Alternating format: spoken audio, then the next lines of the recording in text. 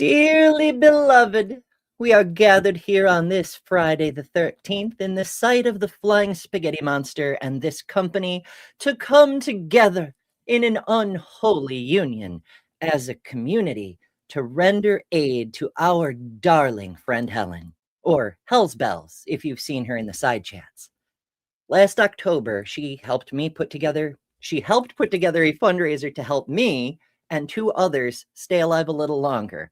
But now she's come under her own medical hardship and the financial catastrophe that so often comes with that. Since we aren't exactly the thoughts and prayers types up in here, I've decided to return the favor and do a fundraiser about it. I'm not the only one to have that thought. Several of tonight's guests were planning something similar, and we combined our efforts to yield a greater effect. And we will be meeting some really cool guests tonight.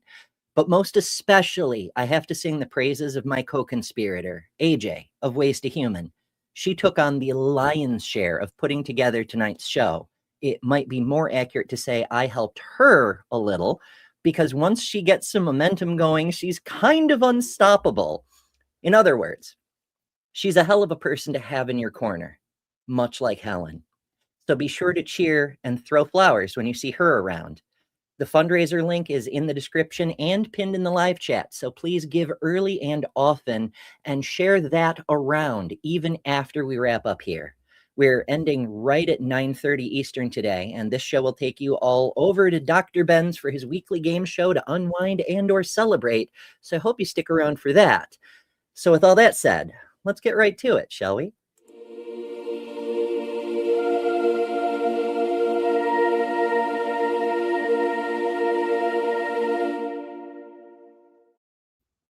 Behold, people. Whoa, that was awesome. I didn't know that it was going to start out with that picture of Helen, and that is such an awesome. That is like, I saw that and I was like, yes, that's our girl. That right there, it was just perfect. Yay. Surprises for everyone. All right, tell everybody who you are. Let's as a general trend, for those of you who will be on later who are watching now also, we're trying to do the intros in the beginning so that when it comes time to switch people, we can just keep it moving right along. We don't get hung up on and watch me on Sunday and watch me on Monday and watch me on Tuesday. Like, do your things now. So tell people who you are and where your stuff is. Richard, you can go first. You're up there. Oh, good. Throw me in the deep end. My name is Richard. I do shit on the internet and talk about others' shit. Sometimes with secular, sometimes with AJ, sometimes all on my little old lonesome. And I'm very excited because there's some really, really cool people on this stream tonight. And although I can't watch it live because I'm 5,000 miles away and in the future. So I do have to go to bed shortly. However, I wasn't going to miss this. And I will be watching it after the fact. And most importantly, everybody give us your money. And the reason I say that is not because I'm greedy. The reason I say that is because Helen needs it. And it's as simple as that. And unlike me, you don't have free healthcare. And Helen's been whacked with a fucking massive bill. Sorry, probably shouldn't be cursing this early in the stream, should I? Helen's been hit with a massive bill. So we can all help.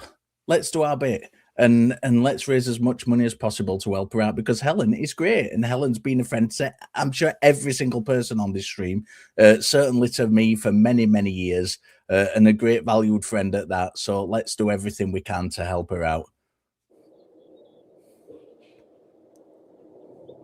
Okay, I'm going to talk a little bit. Hell yeah. First of all, Richard's channel is Richard, is it Gilliver or Gulliver? Gilliver. Gilliver. Richard Gilliver. People get it wrong. I've never said it. Anyway, Richard Gilliver Education. Tori says, correction, Helen is completely unstoppable. She just slowed down temporarily. And as you mentioned, we are trying to raise funds. Here's the fundraiser. If you go to the link, you'll get to see it for yourself. This is where we're at. The goal is 10K. Who knows how close we'll get, but I'd like to try. We're starting at 1834. That's what was raised as of 5 days ago. We'll check in periodically across the course of the night and see how we're doing. So give early and often and things. All right, I'll get this the hell out of here. Glenda, you're up next. Yay! Hi, everybody. I'm Glenda Jordan. You may have seen me on various YouTube things. I am a volunteer for the greatest org of all time, Recovering from Religion. I am an online moderator for them. I also just started leading a support group in the Las Vegas area, which is where I live and work as a model, artist, and entertainer. And I was joking, if you hear me coughing, I am not sick. I had a show last night, and while I was performing, I took a nice big inhale and almost choked on my own spit. So I coughed. It was very, very, very sexy and appealing. Anyway, it's also on brand for me. So that that is why if you hear me cough, that's what that is. So medical stuff as an American, as you know, it's like a hell I don't think I would wish on my worst enemy, dealing with insurance companies. And I have personally gone through this experience, and I was able to get sterilized a couple years ago. Thank the flying spaghetti monster, I got approved, and I was able to go forward through that procedure. But then afterwards, of course, I got oh, by the way, you owe us some money from this that we said was covered. It's not covered. And as a working class queer woman, that could be really difficult to come up with funds. So if you have some spare dollars, I'm going to be donating later. If you have some spare dollars, please consider this mutual aid. It's just the way that we can help each other. And this is kind of like putting your money where your mouth is. So Helen and I volunteered for years together, and I love her very much, and she's a dear friend. So anyway, that's my little spiel. At 3:30, I've got to go through a show run through tomorrow with my agents. I have a film premiere, and then I have a degenerate kinky event in the evening. So this is a full Friday the 13th for me, but I'm so glad that they were able to accommodate my schedule and for me to be here. That's awesome. And to find me,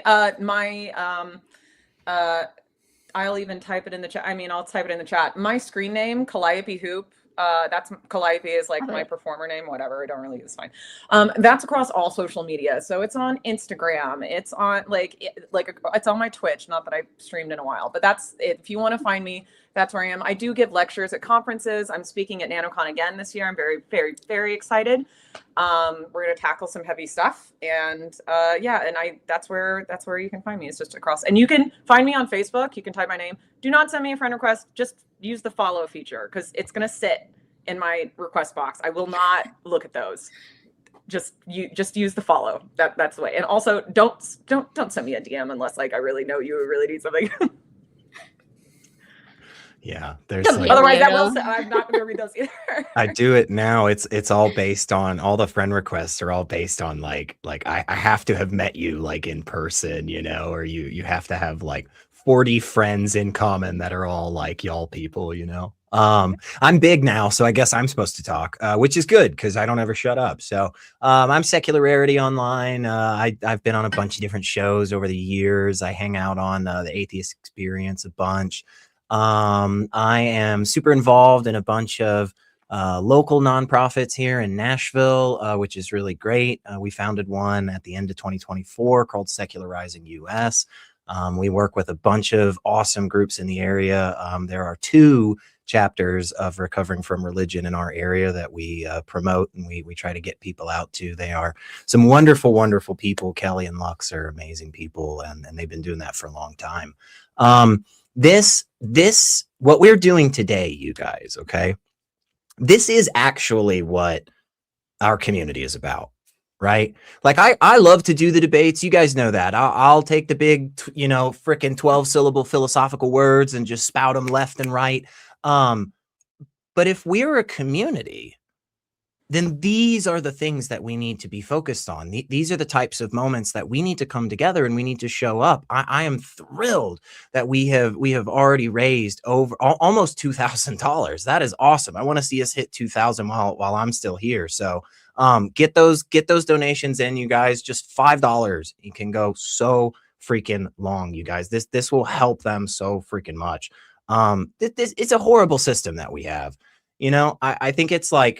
I think it's half of Americans right now, a major medical issue through no fault of their own. It's not like Helen was juggling dynamite. You know, like if she was doing that, I mean, it's still like not her fault, but like, you know, she should still be allowed to, you know, experiment with dynamite juggling if she wants. But like the fact that any one of us could just be completely wiped out, you know, financially from something like this is just terrifying. And it's awesome. And I was so thrilled when AJ and Ember reached out and were like, yeah, come on, do this. And there's just an amazing lineup. It only gets better from here, and that's not even possible because Richard, Glenda, and I literally are the top of the top. So, but somehow it does. It gets better. So Somehow we made the cut. It's actually true. But there's one other person. Ember, you were muted. What am I? We cannot hear Let's your try beautiful that. voice. No, I unmute. still I not can hear. muted, my love. It's okay. Am I We just can riff. We can riff. AJ, why don't you do your little introduction? Yeah, sure, I can do that. We can hear you here. Woo! At least what? I can't. You can't? I can hear Can you. everybody hear me? I Okay. can also hear you. I can Alright. hear Hear you. AJ? Yeah. I'm not muted, so I was like, okay, I thought I did the thing right. I cannot hear Yeah. AJ. What is going on? Can people in the chat hear me? Let's see if anybody says something. Just I don't want to start blabbering and then have to repeat the whole thing. Okay, good. The Humanity Live says they can hear me, so I'll just continue speaking. All right.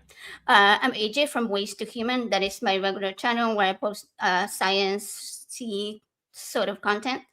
But I'm also on Java and Jugs every Monday morning on the DAM network. And sometimes I try to join Ember's, I think it's called Learning Live now, but it used to be called Hot Topics.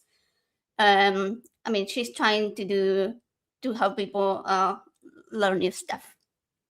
Then I'm also on Skeptic Haven. I'll be on this Sunday, actually, and I was on last Sunday, and the last Sunday before that. I've been on a lot. Skeptic Haven. I don't know why. It's like I was just like a lost puppy, and they were like, "Hey, come over here. This is your house now." Anyway, so next thing I know, we're starting a whole new show, which comes on next Thursday, and it's going to be called Critical Call, and we're going to try to take calls about sciencey stuff. And the very first episode is going to be with Seth Andrews, and it's a fundraiser also because I'm doing a fundraiser for St. Patrick's.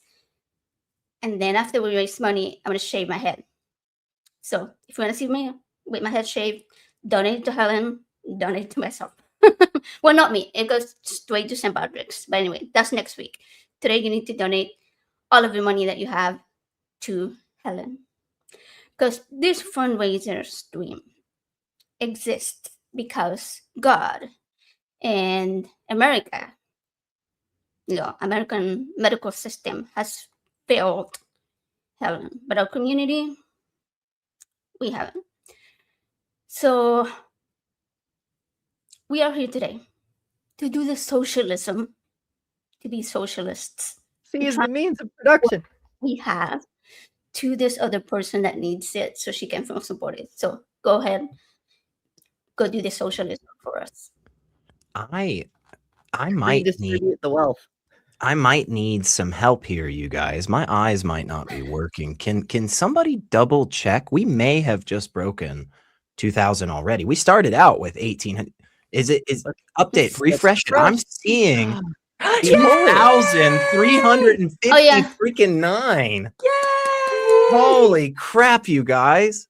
Yay! Y'all are crushing this stuff. That makes That's me so awesome. happy. That is incredible. That's Okay. amazing. Yeah, I see Seth. Oh my Seth, goodness, yay. Ambush Apostate just donated. Thank you, Seth. You're awesome. This is awesome, and if anyone donates $300, secular Rarity will shut up for 5 minutes. Yeah, I mean it's gonna be really hard. I'll have to be on mute or find a gag or something. But yeah, I mean, Okay. Yeah, we've I got some not. good donators already. Say There's again? Seth, of course. There's Jason Jacoby, Ben Harris, bunch of anonymous people. Y'all are shy but wonderful. We appreciate you. We love you all. Awesome. Jason donated $250. That's amazing. Isn't that fucking guys. awesome? That's incredible. Thank you, Jason. This is the type of stuff that we need. And let me just, I don't want to get, we're here to have fun, and it's for a very serious cause, but we're here to have fun and have a good time. But I want to throw this out there because we've got a bunch of different minds tonight that are going to be watching this. Okay. And I want to let you guys know about something that's existed in this country for a really, really long time. It is private membership networks that go to insurance companies with their group, and they get great healthcare for a cheap price. Now, how do they do this, right? Well, they have organizations like AAA, right? Most of us get it through our businesses, right? Our employers of some kind. Did you know that there are churches that do this? I did not. Churches can get healthcare for their members. And there are 1,000 different ways that they can do this. One of the ways is by actually structuring an insurance company, right? And then allowing their members to join into that, right? And become a class and then go, petition the insurances like everybody else. That's what our healthcare, that's what our employers do, right? If we do something similar, maybe we could have healthcare for our people, right? I mean, why couldn't we as the humanists? Why couldn't we as atheists? Why couldn't we get all of these other things? Yes, I see Deviant Outcast said AAA, isn't that like roadside assistance? Yes, it is. But by being a member, you can then get insurance through them in a couple of different ways. You can do the same thing with AARP. There's a bunch of different organizations that do this, guys. What if we did this? What if we did this as atheists?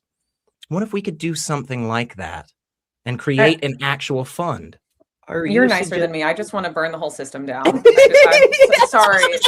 Hey, I'm not saying yes or no to that. It was guillotines and pitchforks time, like 30 fucking years ago.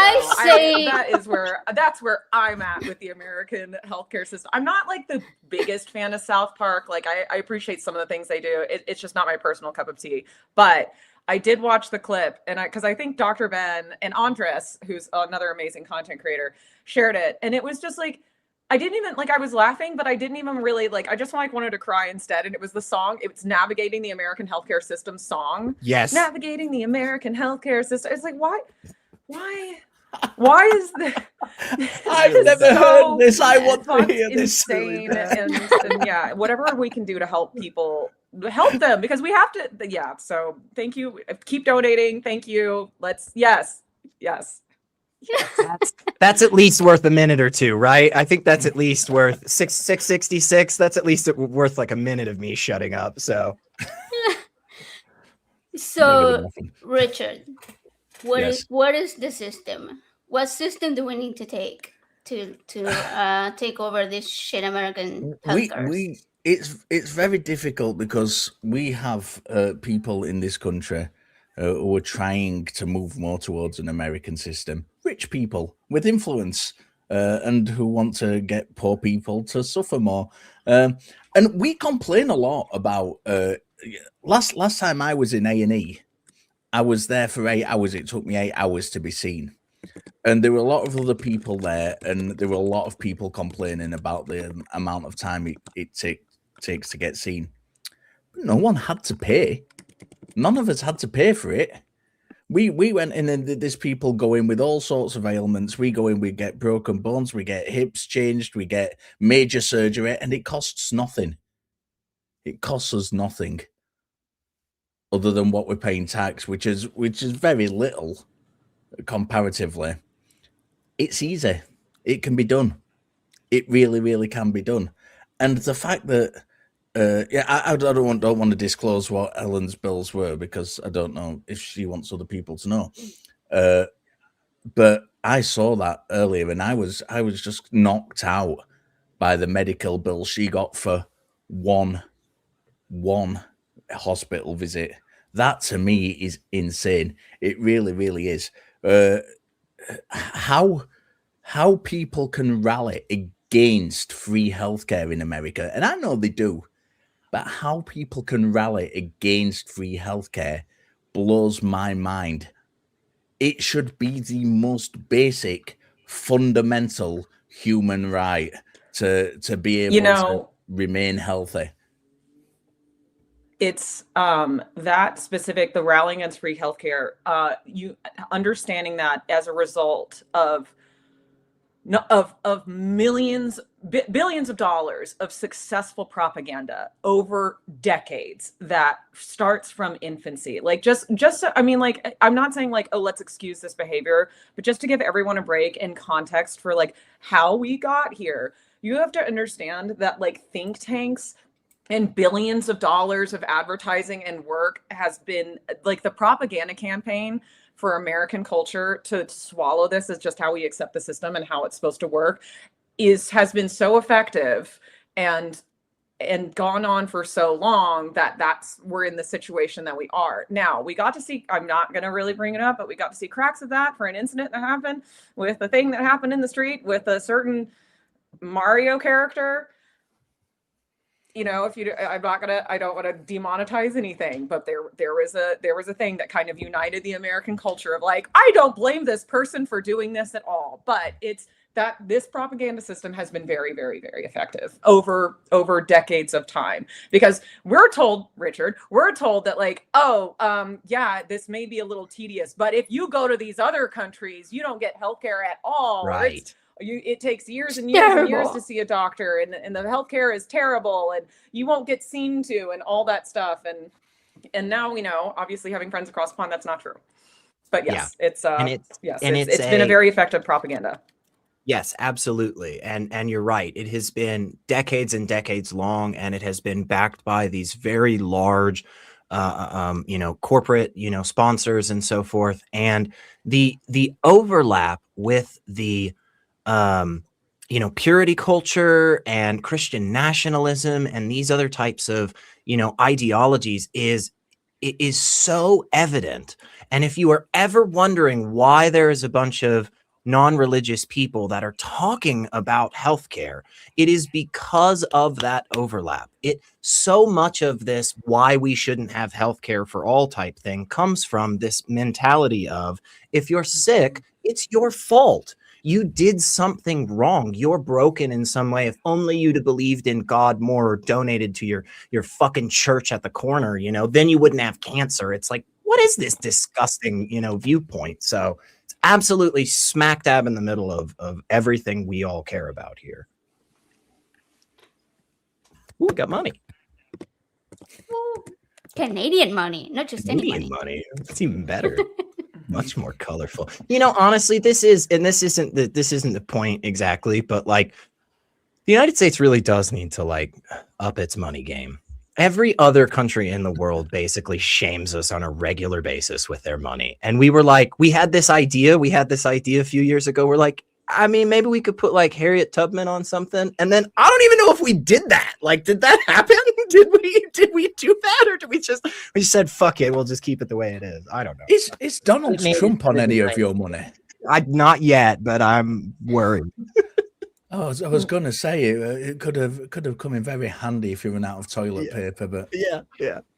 I think you technically have to be dead, but we know how he is with laws. So. Pop back in slightly early. We'll be changing over people's very soon. Glenda's got to go, and we're trying to stay on schedule today, folks. See how we do. But we have another milestone already. What? Let's see what's up. That's amazing. Now at 2544. So we're Holy over crap. $700 up from when we started less than half an hour ago. Oh my Fucking God, you guys. folks. Oh Bunch my gosh. of more anonymous people. Miranda, Sarah Cho, Kelly King, Andrew Cruz. Excellent. Y'all are wonderful. Thank you guys so much. This is amazing. This is incredible, you guys. Let's keep it coming, man.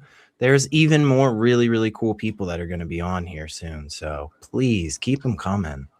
Or in the case of myself, just cool people to come. Yeah. I'm not cool at all.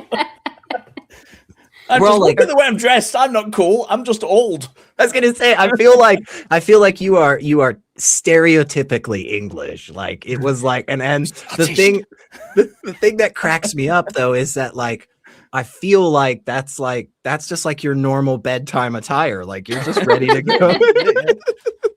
I've just missed the flat cap off. It's Like, yeah, he didn't Okay, have. well, He didn't have to say a word. We knew. And just so I'm having serious audio issues, so I hope I didn't interrupt anybody because I can't hear anyone in StreamYard, so I'm only like barely listening. But I promised AJ and Helen and Ember, because we've got 4 minutes till I have to go run and do something with my agents. I promised I would share a cringy, weird gig story from, because I was like texting him. I did not have a dressing room last night. I was just in like a bathroom changing into my performance costume. Anyway, one of the weirdest things I've ever done in a gig. And unfortunately, I do not anymore have a picture of this. I'm so sorry. One time I had a gig where I was in this costume and then they put this big cowboy hat on my head and then literally covered the entire cowboy hat. I'm not making this up, with cotton candy. And then I had chopsticks that I was handing out to people so that they could like use the chopsticks to pick pieces of cotton candy off of the hat and eat it. And my agent, bless his heart, he's so nice, but was like, okay, tell all the guests it's fresh yuzu citrus. And the cotton candy lazy was like, it's orange. Like, you know, it doesn't like, it's like wanted it to be this elevated flavor so we could tell these guests it was this special flavor, or like it's cherry blossom this. And it was like, that's vanilla. Like it was nothing special. And so in this club after this like Bruno Mars VIP party, and I have this cotton candy hat thing with this thing, and I'm trying to scream over the sounds of Pitbull and Lil Jon, like two guests with their chopsticks to like, it's fresh yuzu citrus. Like this one guy, I say this, he's like, I was like, oh, it's cotton candy. And this dude screams back at me like, it causes birth defects. And I was like, sir, is that what happened to you? Like what? I'm not.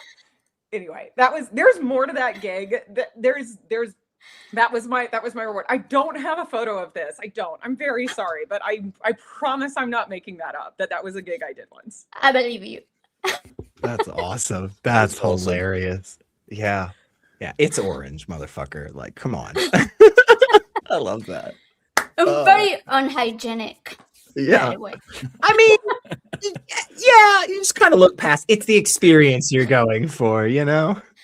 Kind of like doing cocaine off a toilet seat, like someone would know, you know? Oh, God. That was on the news. That was on the news. Just somebody. We don't know. I don't know. People are talking. People are talking. Mr. Brainworms, I believe, had that experience. People are saying, we don't know. Adventures. All right, folks, we're very, very close to our first changing of the guard. I thank you all so much for coming. Before I have to brutally yeet you from the studio, do you have any thoughts you'd like to convey in Helen's general direction? Helen, I love you. I think you're amazing. Thank you for your friendship, and everybody just dig in your pockets and help her out. It's as simple as that. That's all I've got to say. Just come on, let's get that money raised for her. Yeah, Hell yeah. Totally. I just Helen knows how much I love her. We've known each other for a long time, gotten to hang out and do a bunch of crazy things, and it's a terrible thing that we all have to come together for this, but it's awesome that so many people have already showed up, and I just can't wait to see where this ends, you guys. We got a lot of way to go, so keep giving. Yeah, stick around this hour. Don't leave. Okay. You've been drafted. Alrighty. I'm going to give us your money. Yes. I'm going to do a magic trick and transform people and things. So stick with us.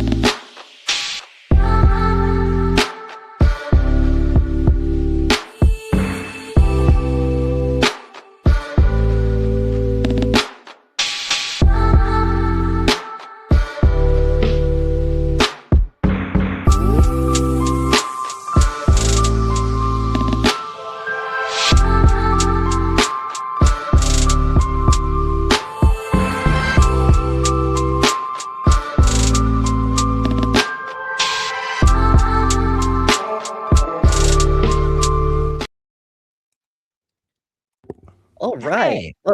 Look at that. Everything is all changed around and It's stuff. different. Magic, folks. Praise the FSM and his big meaty balls. Oh. Speaking of things you can put in your pasta, we have a radish suddenly. Hello, who are you and where's your stuff? Hi, I'm Chad Harris, aka Arch Radish, which is just Chad Harris mixed up. All the letters make up Arch Radish. It's really funny. I thought it was clever when I was 16, and apparently I haven't grown out of that. So there you go. If you want to find me, I am Arch Radish on all the social medias, mostly TikTok, sometimes Instagram, YouTube at some point probably. And right now, I'm telling everyone to give us money because Helen, our good friend, is not in a great place after having navigated what we discussed a whole lot in the last half hour is our horrible healthcare system. And yeah, this is a good time for us as a secular community to step up and show that, hey, we're not going to just, settle for the fact that we have a for-profit healthcare system and the American Christian church wants to take over all social norms and services. We're going to do this ourselves. So if you would, please check out the GoFundMe that has been posted throughout. Go ahead and donate to Helen and and support her in her recovery on every level. Hell yeah. Hell worth believing in. Hell yeah. I love Hell it. yeah. Mm-hmm. Oh, I'm sorry. I was distracted doing producey things. I forgot to make you beg like everybody else got. So, if you have Right. any, Do it all again, Feast your Chad. eyes on it, everyone. Start Just all over. Drink it in. Word for word. Make it your wallpaper. screenshots for days, adventures. Mhm. All right. Oh, please. So we all have Please thoughts. Photoshop that. Just a quick We've all tip had for- encounters with the medical system and Oh whatnot. yeah. But Yeah, I'd it like was- to talk about Helen. Like, this woman, she is a firecracker. Like, for instance, Glenda was just on here advocating RFR. Helen is the reason I gave talks at RFR. Helen just came at me one day and was like, I need you to come give a talk on this day. You're doing it. You're booked. You're just, here you go. I'm like, oh, okay. You And then can't she say did it no. again a year later. I can't believe it worked on me twice. She's very persuasive, isn't she? She can be, yes. She hits you up and she's like, "You're doing this thing," and you're like, "Oh, I didn't realize I was signed up. When did we talk about this last week?" And she's like, "No, we just came up with it, but it's next week and you'll be there." And you're like, "Oh, I cool." decided. And so you win. yeah. I mean, hell, I was recently on her show, and I don't even remember signing in. I was just sitting in my computer chair. I'm like, oh, I'm on a show now. Cool. She is that powerful, y'all. That's right. Absolutely. It's unbelievable. But she uses her powers for good. Like I just mentioned, I got recruited to come help with the RFR thing because it's a charitable organization. For anybody who doesn't know, RFR's purpose is to help people recover from religion. They do what it says on the tin. It's not just for atheists. It's for people who are still in the churches too, dealing with trauma from their religion. Maybe they've changed churches, maybe they've deconstructed, but decided they still believe, but they still have to deal. I mean, we all have to deal with stuff in our lives. But on top of that, can you imagine growing up under the strictures of purity culture where you're told women aren't worth anything, or, it's your fault if a man does something to you, or you're instilled with the fear of hell, or any number of awful things that come with so many religions? That's what RFR is for. That's Right. one of the reasons, or one of the organizations that so many of us put time and effort into trying to help support. And that's one of the things Helen was doing. Similarly, when she did the fundraiser to help me and Sadie and Kyle not die, it was for other people. This is the kind of woman we're talking about. She puts her evil powers to good use. And we love to see that, and we want to see more of it in the world. Yeah. Again, this is really the stuff that we as a community should be doing regularly. Again, we all love to get together and make fun of the Bible and the bad apologists and stuff, and that is freaking great, man. But these types of activities where we are actually reaching each other on a day-to-day tangible level, this is the stuff that, like it or not, you guys, this is the type of stuff that has kept religion strong, because the vast majority of the church isn't going through Koinonia Greek. It's not understanding the archaeology of ancient Near Eastern sites, right? It's calling out to people and saying, hey, Bill needs some help in his backyard. A tree came down, from the winter storm. Sandra's got some trouble getting places. Can somebody help her get some rides? That's the type of stuff that actually makes a strong community. And again, man, it doesn't take much. Just $5 here, $5 there. By the time this is done, there'll be thousands of people that watched it. If we all gave just $5, shit, we'd be halfway there. I mean, we can do this. Oh yeah, Absolutely. it makes such a big difference. I mean, you know what? Different topic. Chad, for people who don't know you, you grew up dealing with a lot of this shit that people often need to recover from. Would you like to expound on that a bit? Oh, absolutely. So for those who don't know, I grew up in the IBLP, which is the Institute in Basic Life Principles cult. Some of you may know that from the docuseries Shiny Happy People, in which case, hi, good to see you again. But yeah, I grew up in that, and getting out of that cult, like at the time, I didn't know about recovering from religion and all the other resources that were out there for people who were leaving high control religion.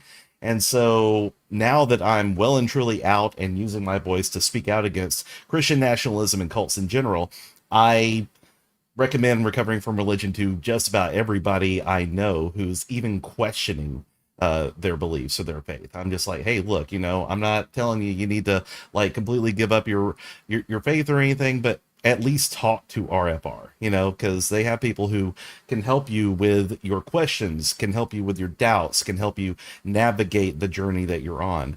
And it's something that I wish that I'd had when I was first getting out and been aware of. So I make it my job to make as many people aware of it as possible.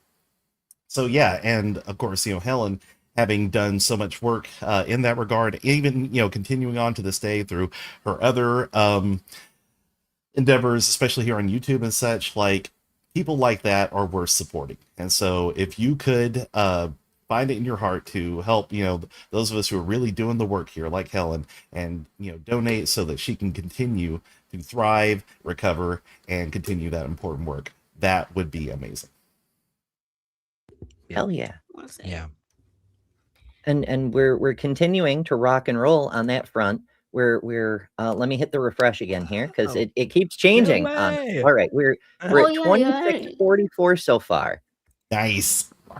Hell yeah. Oh yeah, that's Rock another 100 on. up. Yes. Oh, Thank you guys. I should make notes of the last time I checked, because I feel like some people are donating more than once. That's But I awesome. see Daniel Durag. My apologies, I'm American, I can't pronounce things. But Daniel Durag, and I'm pretty sure I said Andrew Cruz before, on Anonymous, Kelly King, if I didn't get you earlier. Just so many wonderful people. As Miranda pointed out, where'd it go?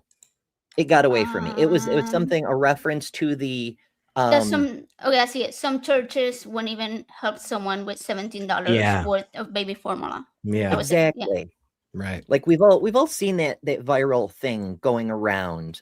It was a few weeks back now, but even in today's day and age, surely we remember back that far. While there are some smaller churches that will help out people, and we love to see it when they do, the vast majority of churches are just like, nope, but maybe send us money and hope for a blessing, Yep. It's funny.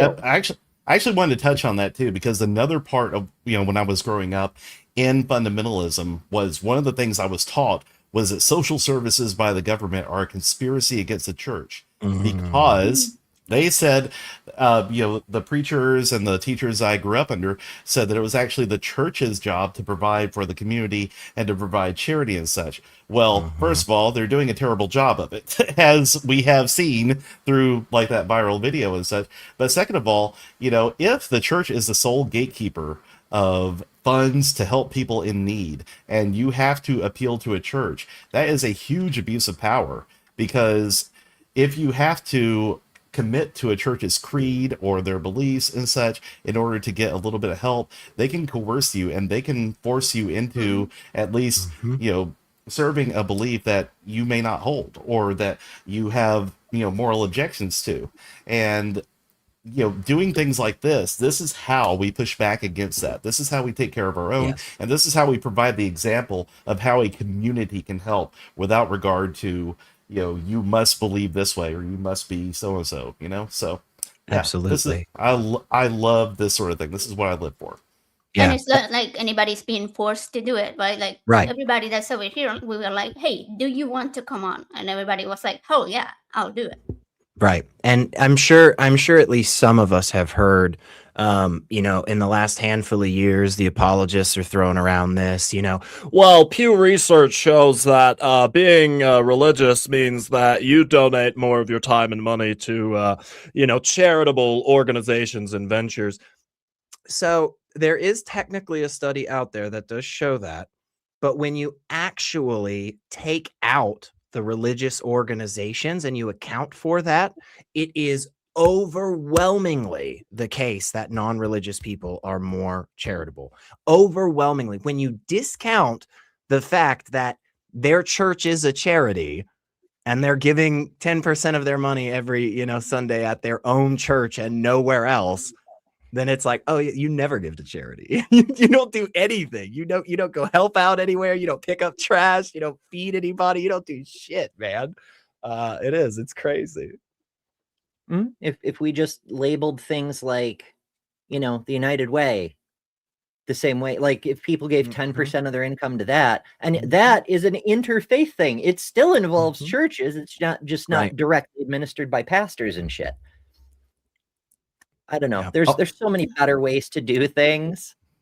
I like what Jason tax the churches. I don't know. I like what Jason Jacoby said in the. Yeah, I like what Jason Jacoby said in the chat, that they've seen food banks that make people sit through a service before getting a bag of food.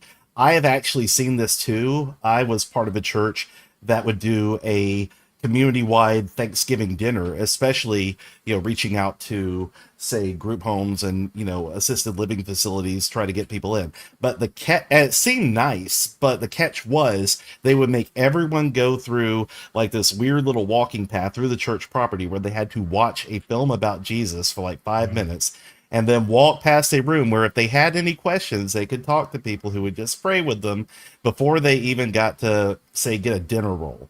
So that's the kind of coercion. That's the kind of messed up, gatekeeping that, we want to push back against. Like, you shouldn't have to, pray to Jesus in order to get a good meal, or right. to have your needs met, your basic human needs. Right. Yeah. Be decent.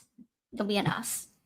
Exactly. Well, I suppose that's sort of the fundamental flaw in the way our system works. Like, we've been talking a lot in recent days on a whole bunch of channels about how certain professions value human life above the ideology of the believer. But that isn't how the United States operates. You're owned by a corporation, you're a cog in the machine, and if you die, you die. That's just oops. Yeah. It's the cost of doing business.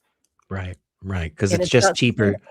It's just cheaper for us to find somebody, at least that's the idea that many people, float out there. I think one day, folks, I know this might be crazy, okay?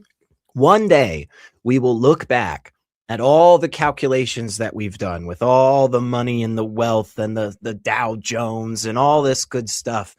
And somebody will remind us, hey, a lot of people died for that. And then we'll recalculate everything and realize how much money we've actually lost, right?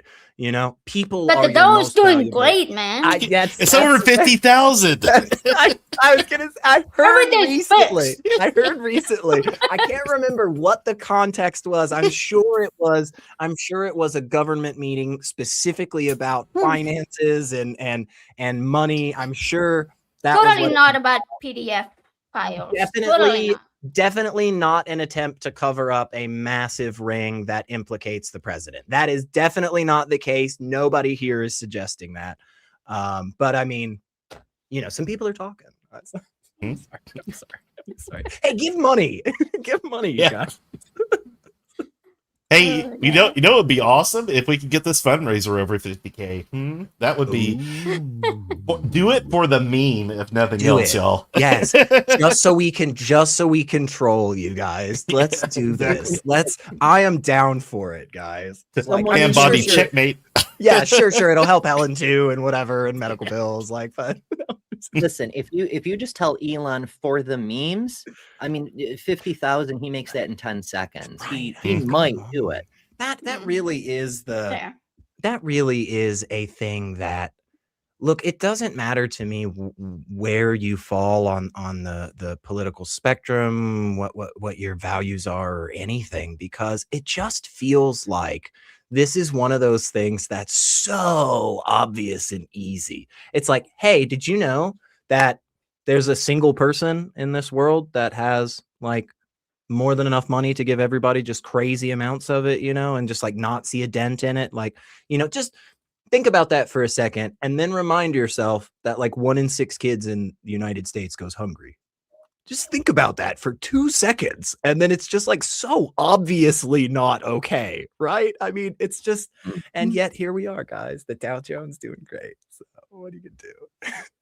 For all, 100 people who still own stocks. Right. Fucking eggs. Right.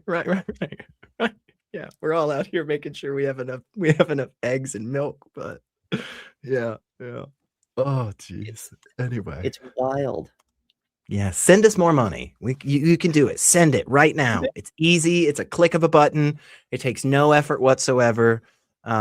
Go call your friend real quick and just be like, "Hey, don't you owe me $10?" And when they say that they don't think so, just be like, "Oh no, you remember you hit your head. You might not remember it, but who's doing stranger?" I mean, I don't know if I'm allowed to, but Let's go. Not the worst I've done. yeah, it's Valentine's Day, right? Isn't that fair? Like, I could strip on camera and say like it was a Valentine's themed. Also, it's Friday the 13th, so like it might be scary for some. Exactly. See, I feel like That's where I come in. I was just thinking of threatening to show my boobie.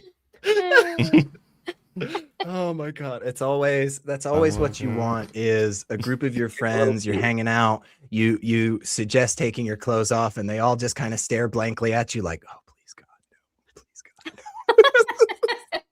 Hey, give $5 or I will take my shirt off. How about that? Like, I don't know. Somebody might donate. We're threatening people now. Oh my god. Yeah. Look, before you even get drop the stripper pole.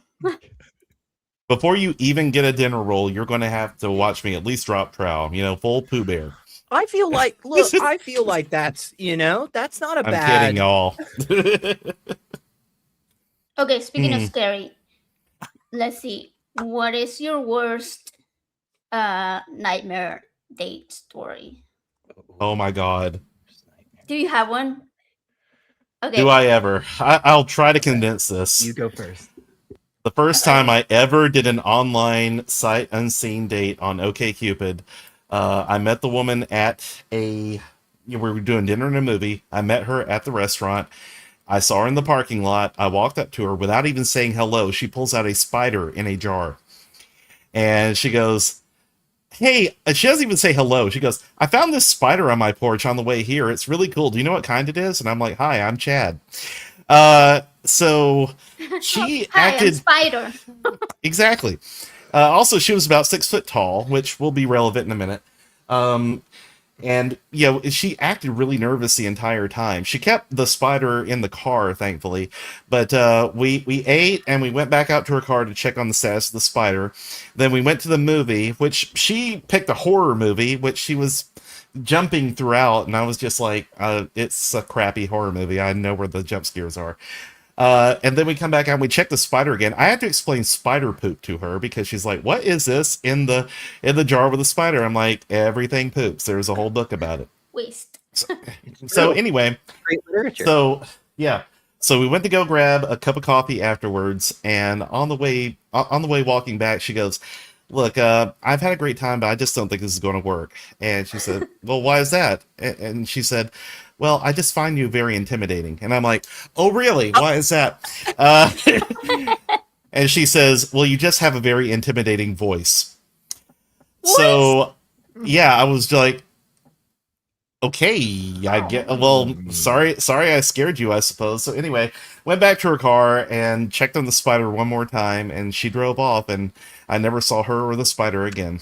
Wow. Okay, but what was the Shame. spider's name though? I don't know if she ever named it.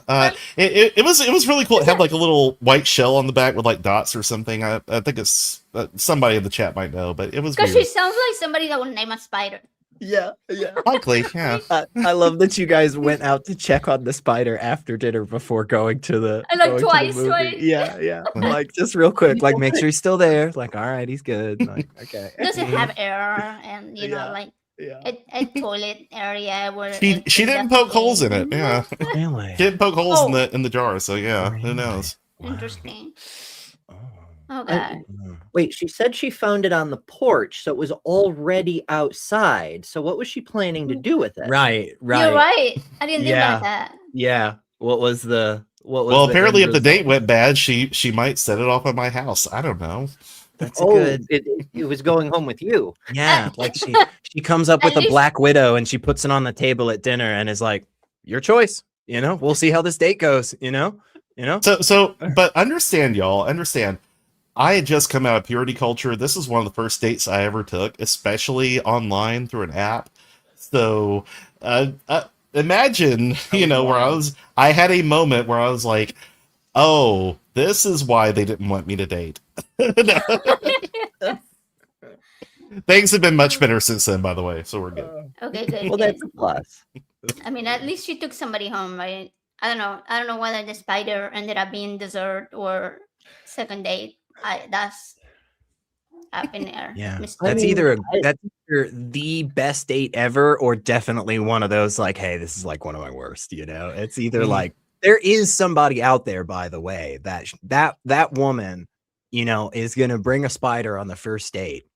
And that person is just going to be like, oh my fucking God, yes, this is my perfect, this is my perfect person right here, Like I can think of a couple of people like that I off the can top too, of my head. honestly. Like, Yes. Peter. Yes. There has to be a dating service like for that, like only arachnids or something. Only you know? arachnid. Oh, I love Find that. your friend finder. Yeah. Arachnophilia only. Yes. Oh my God. Oh my God. Yes. Uh, Now I'm just thinking of, and this is just, I'm so sorry, everybody. I hate to have to subject everybody to this, but Okay. now I'm just thinking of thinking you're of a furry who's a spider, and just has their spider costume, and just Okay. Okay. That actually sounds a little hot to me. I mean, I'm not Yeah, gonna I mean, lie. it could work. I don't know that I've ever seen I've seen costumes and all kinds of things, and I don't know that I've ever seen a spider. So all the furries true. out there that are wanting a new project, you got one. So. And whomst among us has not been on a date and wished the person we were with didn't have more hands? I mean, right? It's great. Or are they? So okay. Can you imagine question. how much a person could juggle with even just one extra set of hands? Yes. Question though, and Call I it don't know that. juggling now. I don't know that any of us know for sure, but aren't they actually like feet for the spiders? Are they more like feet or are they more like hands? Because I would not enjoy a date with 8 feet. I would Well, not. they're called You got a legs. great So, answer. Yeah. They would. It depends on the Right. spider, really. Like trapdoor spiders, the two sets of forelegs are kind of like grabbers, so they're more like they're kind of hands. forelimbs. Okay. And some like orb weavers, like they can do intricate shit with their not just the spinners but the legs. Right. The spinnerets only produce the web. And some people are really into feet. You know what? That is true. I'm so sorry, guys. I didn't mean to like. Don't Yeah, yuck Bre, the yum. never mind. Yeah. You know what? Thank you, Bre. This is exactly what Bre is our expert here. We need to know more about spider sex. That's what. Yeah, we she's need coming to... on later, so we're gonna Okay. ask her. All right, Alright. good. Please do. Make a note. Someone remind us. Because Azar is only an expert on cows, I hear. I have there it is. I have a handful of random cow facts that don't do me any good whatsoever. I've never once in my life had anybody pat me on the back or buy me a beer or ask me out on a date because of them. So, But they do help you steer the conversation. and that is true. That is true. I do. Yeah, that is true. I am able to just pop in every so often and just like, hey, did you know cows on farms often pick best friends? And if you separate them, they'll get noticeably depressed. It's like, yeah, sad cows. Like, all right, well, No bull. okay. All right. I'm Well, here there in we go. But you know what's the stuff of nightmares? Strawberry cows. That was you sent me a gift the other day with like a cow like on a stripper pole. Oh yeah, like dancing pool. dancing. Yeah. Yeah, it was pretty intense. It was pretty crazy. So Some of those can be traumatizing. Yeah. Oh my goodness, y'all! What are we gonna do? I'm. Get All right, Chad out before he I- makes more puns. yes, No, yes. before I have to eat y'all, do you have any thoughts to send in Helen's general direction? And our next critters are coming from their own live stream. They're not here yet, so do feel free to wax poetic. Oh, we can do that. Do you wanna start, Chad? Do you want me to Sure. poetically wax? There once was a woman named Helen whose surgery costs made her start yelling. No. You said poetic. Anyway. Yes. Look, we've had a lot of laughs here, folks. Me more than anybody else. Everyone else just kind of rolled their eyes. But the point is, Helen needs our help. And we as a community need to come together and give until it hurts. So if I may put on my Southern preacher voice for a second. And some of you are on the fence about whether or not to give till it hurts. And what I'm here to tell you today is if you would just give $5, if you give $10, amen, then it would help one of our very own get through this time of crisis in her life. Amen. There you go. And that's got to be worth, okay, that was worth $20 to get me to shut up. So there is that. Don't make me go back to the don't make me do the preacher voice anymore. You know, I only break that out when it's really an emergency, and this is. So please donate. Let's get Helen back on her feet, and let's show the world what we can do as a community. Yes. And I will tell you guys right here, right now, okay? This is a 100% guarantee. This is a promise. This is absolutely true. It is founded by evidence and facts. If you plant a seed, a $5 donation today, the Lord will bring this back to you tenfold. Satan Almighty will, in fact, bring his very crusty appendage down on you and will shower you with all sorts of hellish and disgusting things or great thing. I don't know what you're into. Spiders mostly. Spiders mostly, actually. Yeah, it's a good point. Yeah.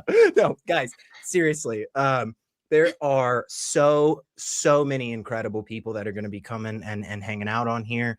And I think that alone should be enough to tell everybody how great of a freaking person Helen is and how much she has done for so many of us. So the least you guys can do is share the hell out of this link, donate some freaking money, like it, comment, do all the things, you guys. We gotta be here for our people. So Thank you so much. Absolutely. Well, thank you two so much for joining us. Stick with us, folks. We're going to be right back after a word from a person who couldn't be here with us tonight with a couple of book people or something. We'll find out soon. Book people. My name's Sherry. I'm clearly in Australia. I've known Helen and Todd for a few years now, and they are really great people, really special. How do you describe Helen? She's amazing. She's intelligent, but it's been really hard to see her in so much pain. And I desperately hope that this surgery she's recently had resolves a lot of that. Here in Australia, we have better protections, let me just say. Our healthcare system works a lot differently. If you don't have a private health fund, it doesn't matter. You are an Australian citizen. You are therefore able to go to a public hospital and be treated. That's not how you guys work. And so with Todd out of work as well and Helen being ill, I can understand the financial pressures are huge. So if there's anything that you can do to help them, it doesn't matter how small. I know these two.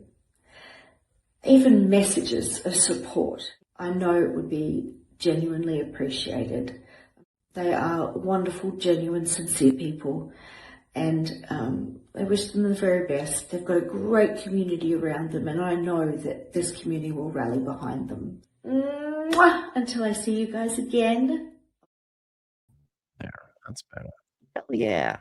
All right. We have new folks. Hello. You did things. You did the magic, and you made it work somehow. At the stage. Hey, look. We're live. We all made it. Wow. We're actually I am recent at just Ember said she would take care of it. pulling I this was just up. like, There we okay. go. Okay. Kipp is multitasking, and we're doing. I am very much- multitasking, but I am here now. How is everyone? It's all right. We're surviving anyway, and we'd like to keep Helen surviving. But before we delve into this, I'll keep the tradition going. For anybody, anybody who somehow doesn't know who you two are, would you tell us who you are and where they can find your stuff? Go ahead, Kipp. All right. So I feel like I'm behind a little bit. Oh, there we go. Okay. So I am Kipp Davis, and I am. Oh shoot, I have too many. Sorry, guys. I've got too many things echoing here. Just there we go. Okay, I got it all sorted out now. There we go. I'm Kipp Davis. I'm a biblical scholar and a specialist in early Judaism and the Dead Sea Scrolls, and I make content on YouTube. And I sometimes try like insanely stupid things, like simulcasting my stream with somebody else's stream. But I'm here now. We're here now. I have over on my side still over 80 people watching, which is pretty cool. So there's a whole bunch of people checking this out. I talk a lot about the Bible, and I talk a lot about the Dead Sea Scrolls, and as a result of that, I end up confronting like bad Christian apologetics is something that I do on a regular basis, just because if you don't already know, Christian apologists really, really suck at reading the Bible. And as we've been discovering today on my show, something that Christian apologists also, in their never-ending mission of suckitude, they also suck at understanding the concept of the afterlife in the Hebrew Bible, which has led to an unhistorical, inappropriate sense of where this doctrine of hell comes from. All right, I'm done now. Huzzah! And for everybody watching on Kipp's side who may or may not know what's going on, we're doing a benefit for Hell's Bells, whom you probably have seen in several of the chats here about the interwebs. We're making good progress, in fact. Let me hit the refresh button and see where we're at. But we're upwards of 2654 so far. And It's fucking incredible. We're doing good stuff. Helen has had medical bills because of medical issues, and we live in the US where they try to bill us to death. And so we're trying to do a fundraiser about it. So thank you all for watching, and thank you two for joining. And now I will shut up and we'll hear from the Bowtie Man. Well, I appreciate you having me on. I thought it was interesting that Kipp said bad Christian apologetics, because I don't. Seems like that would mean that there's good Is that a Christian apologetics. I don't. It's kind of a repeated term, isn't it? Well, Little redundant. Yep. But I am Megan Lewis's husband, Joshua Bowen. So Megan is obviously Bart Ehrman's podcast host. So now that's how I am known. But I am an Assyriologist. I got my PhD from Johns Hopkins, and I do a lot of counter-apologetic stuff as well here online, often with Kipp. And we are actually currently putting a script together to respond to a great Christian apologist named Paul Copan on slavery and divine commands of violence and genocide in the Hebrew Bible. So should be great, but I appreciate you having us on. Absolutely. I appreciate y'all coming, especially given the technological shenanigans required to pull this off. And on that note, our friend Deviant Outcast says that word is coming from Kipp's stream that apparently the stream is muted. Is you already on that? Yeah, it should be okay now. I think I corrected it. Adventures in technology, Someone could folks. let me know over there. I mean, I've never done Yes, this before. they hear now, which is wonderful. Hell yeah. Praise Yeah. the flying spaghetti monster and also the spider demons and all the other fun things. So I understand you two like to do 9-hour shows. Is that right? 9 hours. 9 hours. Yeah, so that, Well played. Very nice. The actual story behind that is that we did like 9 hours of recording. See, now you're over a saying it series like of him. Did several you hear days. that, Kipp?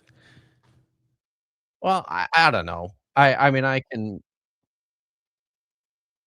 I know. It does happen. So, but anyways, we did 9 hours of recording over several days. I think it amounted to what, like 3 hours in total, maybe 4 of actual content. Yeah. The guy exaggerates. What can you say? But It the nice happens. thing is We're that he's responsible. never wrong in his assertions. He's So a it sort of balances polymath. things out. Have you heard about that? Yes. Oh, polymath. It's not just That's one what we've math. been told. It's many maths. Is that legal A lot of in maths. his state? I wonder. I think as long as the ghosts don't wear shoes while he's being a polymath, I think. It's There's got to be a loophole around it. there does have to be. Well, I mean, I have learned one thing that if you happen to see a ghost in a saloon, you're likely to see him with the cowboy hat, and then maybe you'll see boots. I don't know. It's very confusing. It's very unclear. The rules. So for anybody who doesn't know, it's this. What the hell is the guy's name? The now disgraced Egyptologist. I'm pretty sure that's what he's called. Yes, that he doesn't need a name. Disgraced Egyptologist.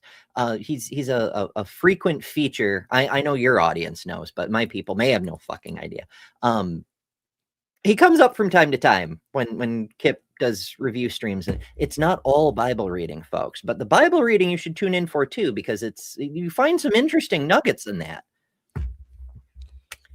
There was a hypothesis in the chat. It says, I'm assuming the polymath loophole is that math has multiplication. Oh, Smart. I don't know. I cannot even do one math. Maybe that's it. Wow.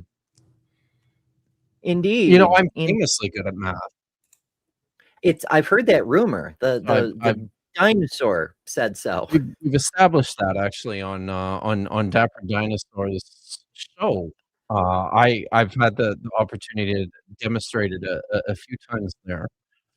I actually performed math in my book, my most recent book. I think I don't know if Josh is any it looked math like in a book. I don't think I believe you though. You write books? Are you from sure? good authorities that Dr. Kipp Davis has written no books. No books. I know this is a nasty rumor going around that I've written no books, but I've actually written 5 books. And this one is the latest one and the only affordable one. All of Josh's books are affordable, and he keeps writing them like every few weeks. It seems. Oh my gosh. He's written something Can't make new. the interns do it. So yeah. But no math in Josh's books. None at all, I don't think. I can't do math, not even one. Yeah, same. Not even half. That's fair. I suppose. So oh wow. I had to check my figures several times before publication. It's true. Although I do appreciate you speed running the audiobook so that we could get it by Christmas, and now here we are like nearly 2 months in, and I'm not even to chapter 6. I'm very bad at my job, but I appreciate you trying so hard to get it out faster. Josh is he's much smarter than I am. Because he did not choose to narrate and edit his own audiobooks and just yes. He just now I can agree. In this to, respect, I am much smarter. That is true. The sexy voice of Seth Andrews to sell the book for him. So, man, you know what? That's a wise choice. Popularity, I suppose. It's a good choice, right? I cried many times over the several months that I was working on the audiobook. And yeah. Hell yeah. That is also true. Josh, you also are an author of numerous books, as has been mentioned. Most of us are familiar with the Atheist Handbook to the Old Testament, volumes 1 and 2. Of course, you literally wrote the book under the Old Testament, endorsed slavery. But what do you think is like your favorite book that you've done? Yeah, I honestly at this point, the new one, the Learn to Read Ancient Hebrew, that one, I think, I mean, it's something that I've wanted to write for, God, I mean, I guess since I was teaching Hebrew in grad school. But yeah, that one was a lot of fun, and of course, it led into volumes 2 and 3, which are also done for the most part. Kipp's been teaching from them. But then that led me into writing the 3 volumes of Learn to Read Ancient Akkadian. So that one is volume 1. Megan just finished her read through of it and sent it off to our editor. So that should be coming out, I would think, in the next couple of months. So. But yeah, I enjoy writing those Learn to Read books. Because we wrote the Learn to Read Ancient Sumerian together, I don't know, back in 2018, I guess. And that one was very popular. I definitely need to check that one out. I love Sumerian myths. That's like one of my favorites.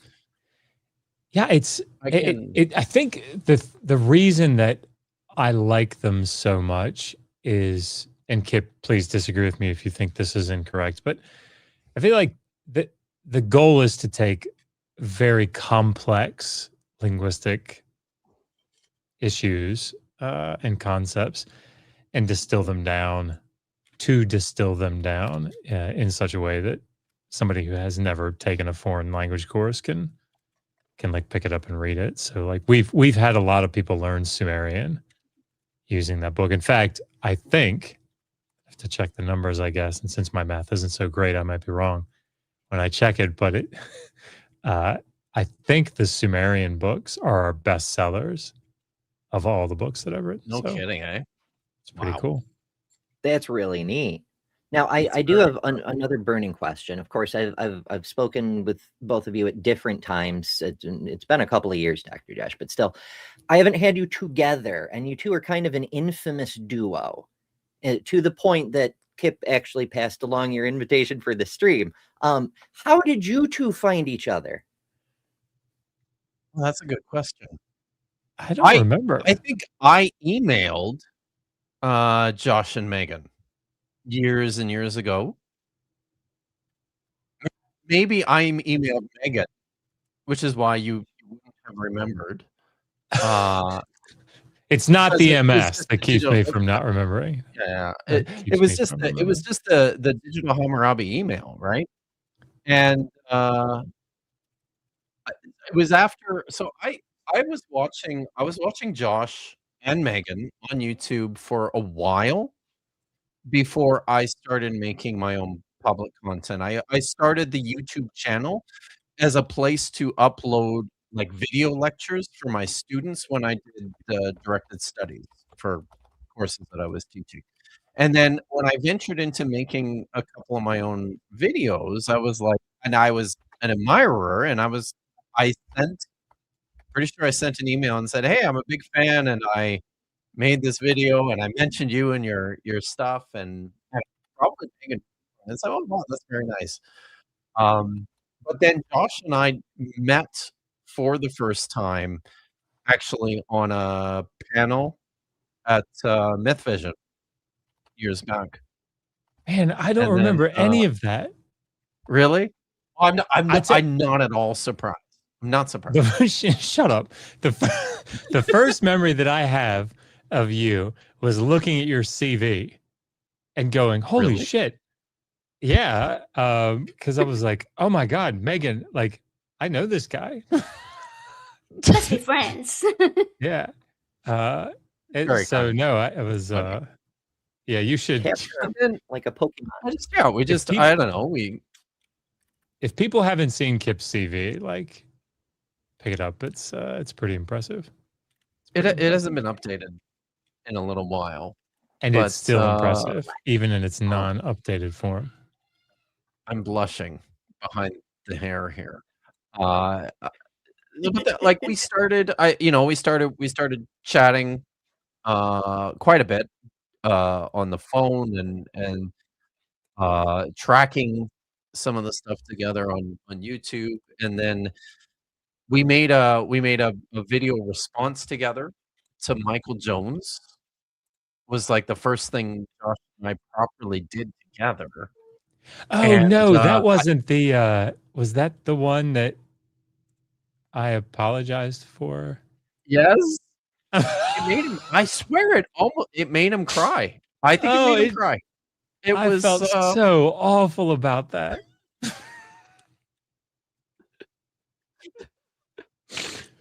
Do y'all remember that? It was what was it about? I don't even remember. Was it a Pentateuch? Later, he was responding to it was about Genesis, right? Like it was stories in Genesis compared to ancient Near Eastern myths. And he I was just remember responding and saying, Genesis doesn't plagiarize ancient Near But Eastern I suggested, because like I'd known Michael for a little while at that point, and I think everybody recognizes this, including himself. His voice kind of cracks when he talks, which is fine. I'm sure mine does that too. Sure. But it feels like he's just sort of. I thought at that point that he kind of leaned into it, It I seems know, like the videos. I suggested that we put at the beginning of the video. a clip from The Simpsons with that kid that shows up perennially going, "Excuse me, sir. Here's your taco. How? How?" Yeah, it did not. It went over. What did Jess used to say? It went over like a pregnant pole vaulter. That's what she. Oh, What no. an image! It was bad. Wow. Anyway, That's listen, awful. our audience loved it. Michael less so. And It's not only- fair, but also considering in the last few months, at least since September 11th of this past year, he's decided to throw in with the Christian nationalists, or properly put, nationalist Christians, because they are Nazis. Fuck them. yeah, That is I'd sort of Fair feel less assessment. bad about it now. that's pretty good. Yeah. I mean, I But guess you know, Josh apologized, and that was it was a part 1 of 2 parts video, and we both felt bad enough about it that we never even did part 2. Oh my I God, think I that's still have a right. script somewhere, actually. It was like Oh, wow. 3 I or 4 years remember ago that. now. We didn't do it because I felt so. So cancel Lost the episode. series. Yeah. Oh my God. Yeah. I'm in the wrong Wow. business, I think. I probably You ought to. are, honestly. Okay. It's a I'm good not tough script. enough to be out here. Just not. So we Well, were you know. the second video. I need to tell people this, because one of the great things about looking at the relationship between like ancient Near Eastern mythology and some of the stories in Genesis is that there's so many subtle little connections between these texts that lots of people just won't even catch them most of the time unless you really, really know the literature. And Josh and I spent an inordinate amount of time thinking about how this works in the modern world. And in the first video, we used as like an example. There's Josh and I are both big Seinfeld fans, and there was these a couple of my favorite episodes of Seinfeld are the ones with Keith Hernandez in it, and they came out at the same time that what's his name? Is it Oliver Stone's movie JFK came out, and what's the guy? What's the name of the guy who played Newman? I call him Dwight. Okay, you know the guy. I know you don't know. His last name is Knight, but he plays a part in the JFK movie too. And Seinfeld, they did this whole thing, like built on Oliver Stone's movie. If you had never seen the movies, you would never know it. Like you wouldn't pick up on half the jokes, and the jokes are super funny because you know they presume your knowledge. So like that's kind of how it works with this ancient literature. For the second video, we were going to try and do something with Joan Jett's "I Love Rock and Roll" and Eminem's what's the song, Josh? Remind me. Remind me. Yeah. You know, every Well, time we talk about that, because I give that example so often, Yeah. every time, like without fail, a comment will show up afterwards saying, it's not actually Joan Jett's song. She got it from, and I never, even though I've seen the comment like 800 times, I still don't remember where the song originally came from. Well, that's the best way to get engagement on knows? anything is to be wrong about an insignificant detail on the internet. You will get comments for days. Right. Oh, gosh. Yep. In fact, we should probably make a point of doing that to get more attention on the fundraiser, because fundraising is what we're doing. Now, There's Kipp, 2 I more don't know if you donations. had the link for the actual fundraiser thing. I assume one of your mods got it. Hopefully so. If not, folks who are watching, Um, it's pinned in the chat let over me post here, it. so feel And in free to my come chat as grab it. well. Okay, sweet. But yeah, we're trying to do a fundraiser for our friend Helen. I probably said this when y'all first came in, but she's had some medical issues, like issues that require surgery, major surgery. It's not my story to tell, but very painful. It's stuff that I've had to do myself, and it really sucks. And it's very expensive, even with insurance here in the US. So we're trying to help her raise some funds to deal with the medical bills, to help with the loss of work, and because that's not covered either in the US. We're just good luck, everybody, kind of thing. So we're doing our best over here. We appreciate everybody who's coming by, everybody who's giving. And so now it's time for an update.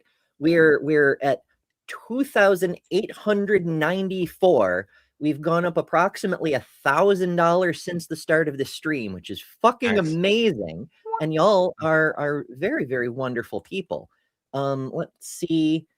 Call out some names here. We had Daniel on the last update. So we've got Tommy, Stella Patterson, Anonymous Marin, and Ashley.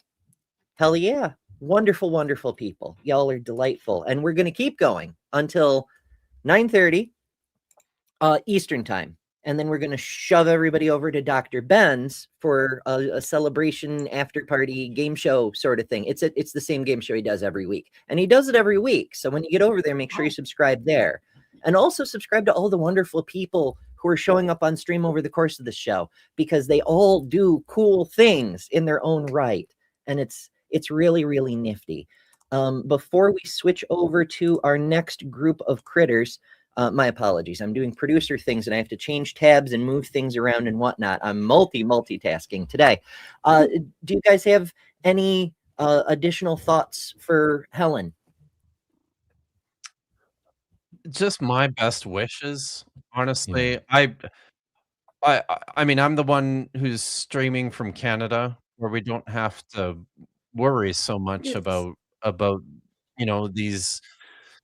this existential crisis of your health. So it's always frustrating to me to hear about how much this can affect people in a place where I have so many friends and family members too. So I'm very happy to participate. I hope that we've been able to contribute and make a difference as best as we can. And just I hope things work out. And Barley wishes the same.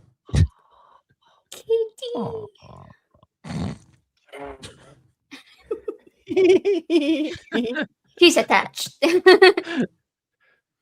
Oh my goodness. Alrighty. Well, thank you both so much for coming over. you. It's one of my favorite things to hang out with scholars, and I realize we spent a lot of time dunking on Mike Jones, but that's fun too. I hope to catch you both again soon. But for right now, we have another person who could not be with us tonight who wanted to share some thoughts. And when we come back, we're going to have another group of friends to hang out with. So stay tuned, folks. Hello, my name is Kelly, the Detroit Atheist Queen. And within this past year, I have become more active publicly in the community. And with that, I have met a lot of amazing people. One person that I want to talk about is Helen, better known as our Hells Bells.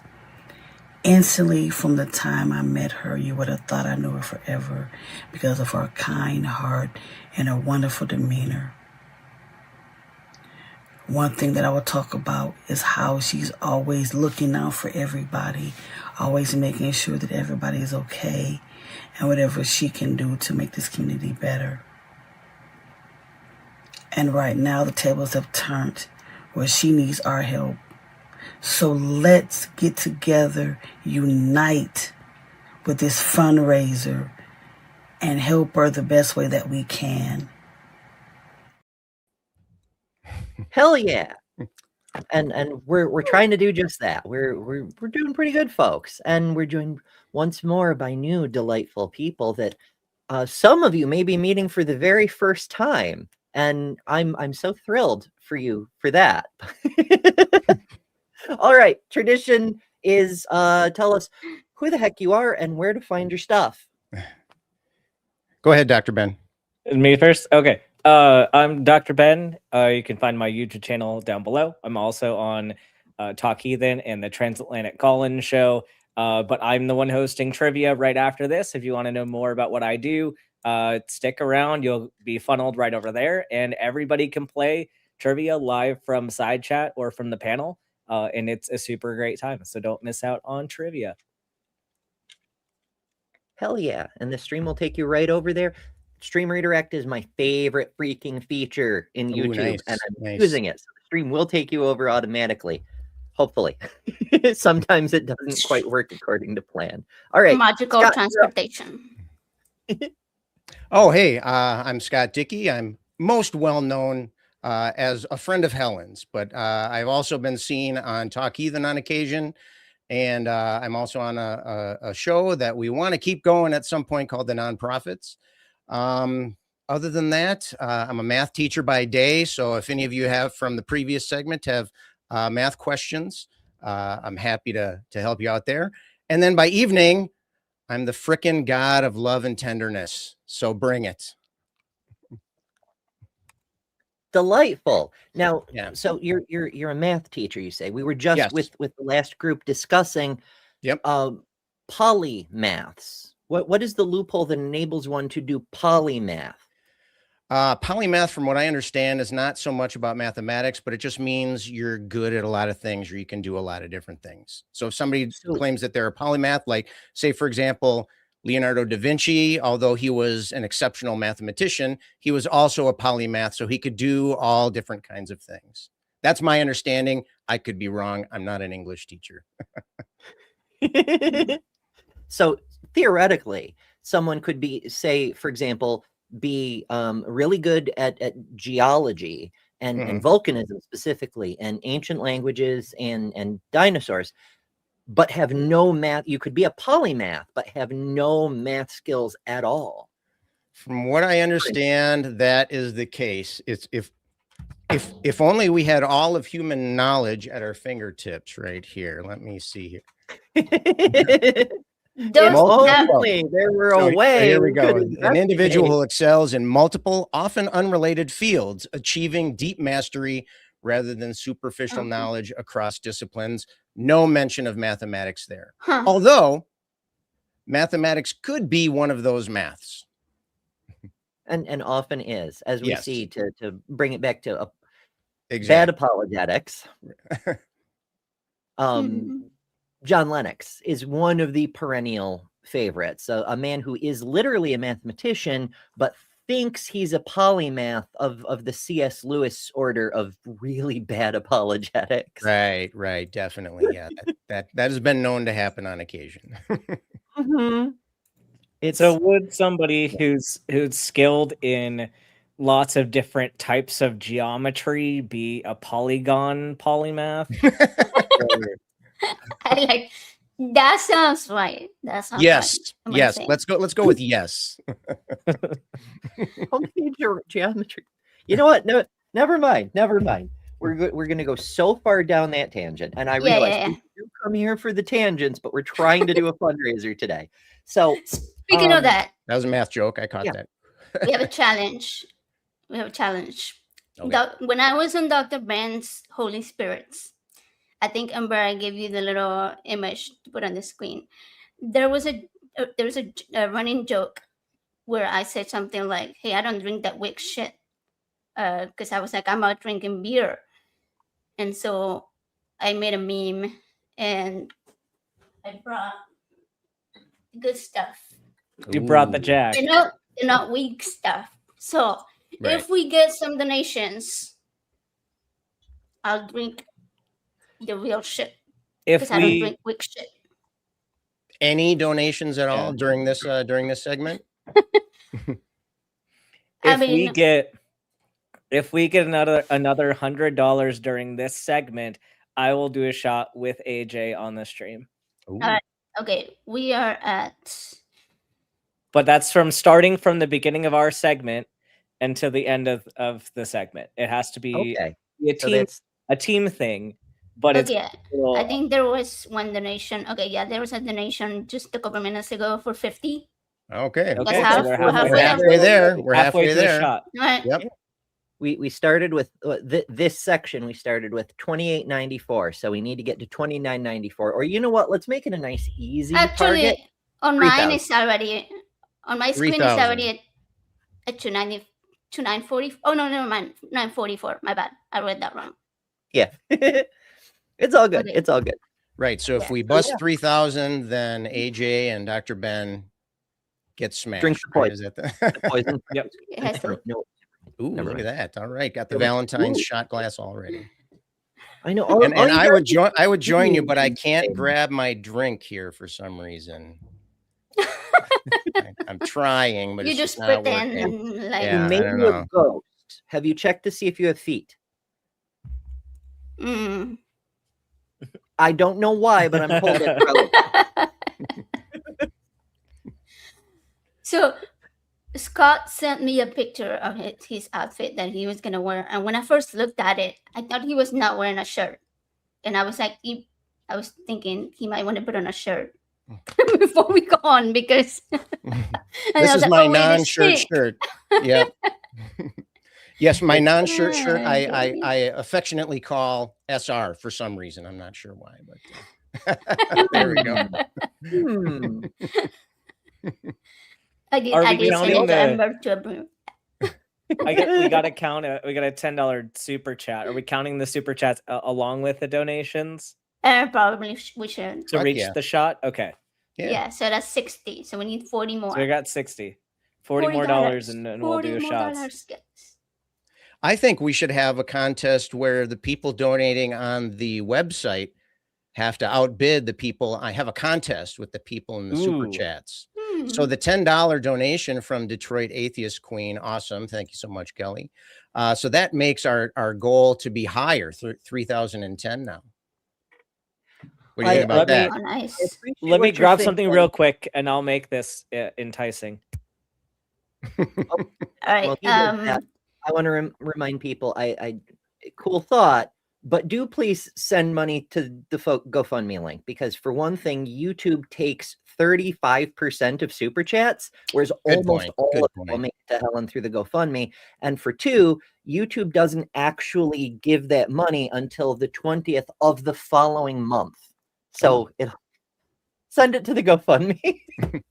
Let's do that. Let's do that. Yeah. Yes. Skeptical Scott donated $5 super chat. So that's 15 in super chats. So we're at 65. Right. Nice. Okay. While we wait for Dr. Ben. All right. What is you guys' favorite scary movie? Ooh, favorite scary movie. I normally don't watch scary movies. I think I'm partial to the classics. The Shining, I think definitely would be my favorite scary movie. That's a good one. Yeah. What about you, Ember? Snow White. Ooh, all right. An out of the box choice. An out of the box choice. Okay. They're all terrifying. Bambi, first thing in the movie, boom, mom is dead. Deal with that existential crisis, child. Holy shit. Old Yeller, you've got to kill the dog again. Flight of the Navigator, you lose your family, you come back, you don't know where your home is. They're all traumatizing.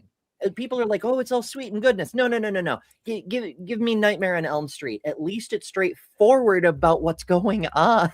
At least you know what to expect. Oh, what is that? Oh, that looks dangerous, whatever it is. Okay, so this is not Malort. If I had Malort, I would be doing that to bribe y'all even more. But what I do have, this is a Chinese-based spirit. It's actually It's made from sorghum, and it's very, very strong and very, very gross in my opinion. Okay. I don't actually know.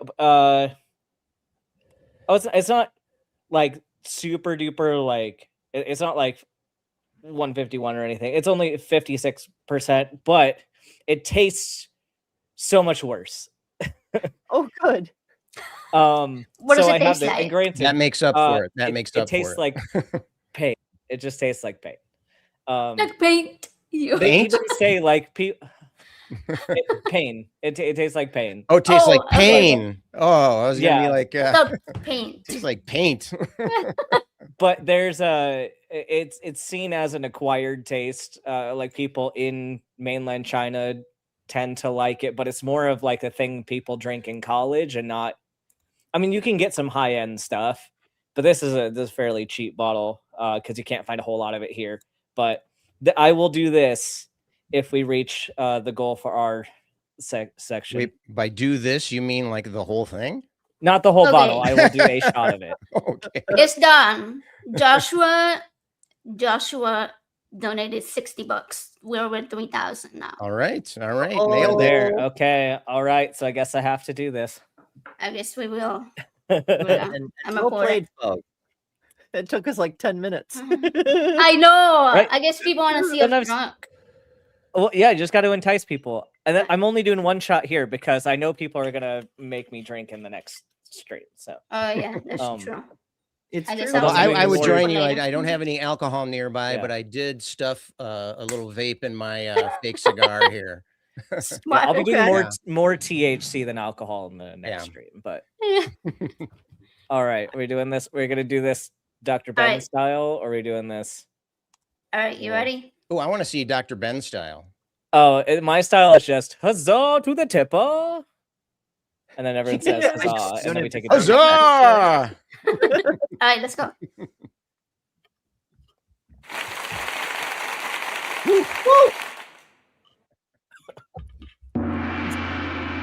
I can feel that just watching you. Poor Dr. Ben. It's not. It's not. It's Are you not as okay? gasoline-y as Malort, but it tastes like gasoline. I mean, I don't know what gasoline tastes like, but it's what I imagine gasoline tastes like. I did that. I did that for this Does it have fundraiser. a so- subtle hint of a gasoline? No, it's like got this really awful kind of sweetness on the back end, but it's like not pleasant. It's not a pleasant, like slight sweetness. It's I think they add that just a little hint of sweetness at the end, just to tell you, yeah, we know how to make it sweet, but we're going to make it awful instead. So, so please enjoy. yeah, I think it's because of the sorghum that they use, like as the base. It's got that flavor that. Nope. Mm. Oh, that. Yeah, that was a very big shot.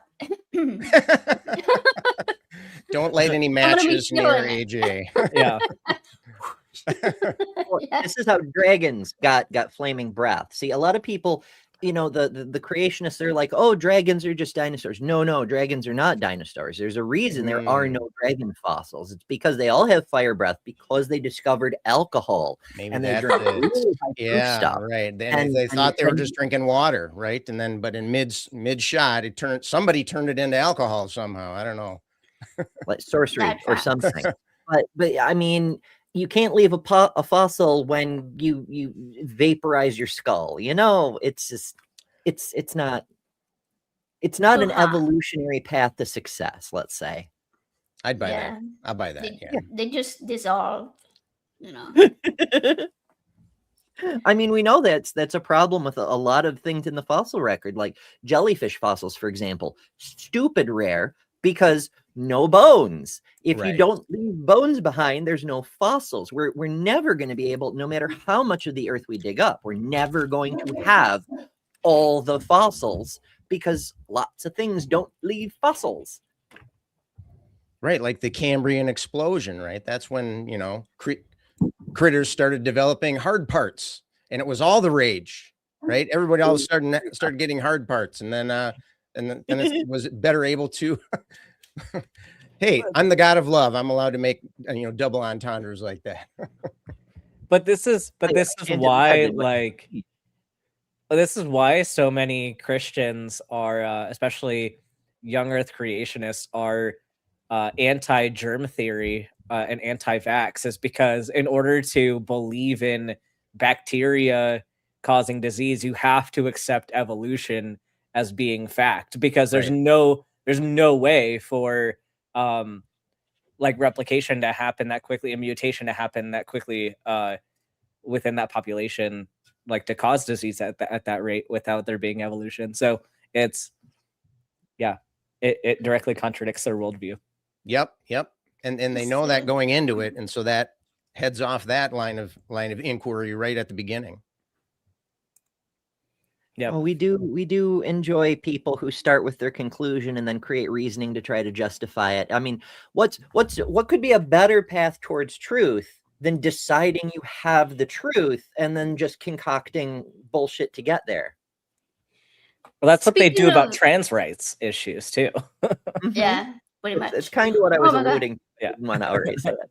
I made a post last night, right? And I was talking about a very specific person, and I was like, hey, if you have to resort to transphobia or racism when you disagree with a person of color or a trans person, then you are never an ally, right? It attracted all the fucking bigots. It has like 100 comments now. And like I normally get a couple, right? And it's like complete strangers, people I don't even fucking know on Facebook. They're all up on my talking about, why are you calling me a trans? What do you call the other people a trans? I'm like, wait, this was personal. Calm down. Calm the fuck down. I'm talking about I didn't even mention MAGA. I didn't mention the right. No, nothing. It's such a self-burn. The second you mention any of those issues, like the trolls will just come for you, which is why like people get so burnt out making that kind of content, because it's like out of nowhere, like people you don't know will just clog your comment section, and then like your likes to dislikes ratio is so bad. Like on some of my trans videos, especially, like I have more likes at this point. Even I was like, what is going on? People, waiting and typing transphobia all the time, or trans people, like they're just there. That's all they're doing all day long, thinking about other people's genitals. Yeah, it's those people and bots. Like there are a lot of bots programmed to see something related to trans rights and jump in and weigh in. Okay.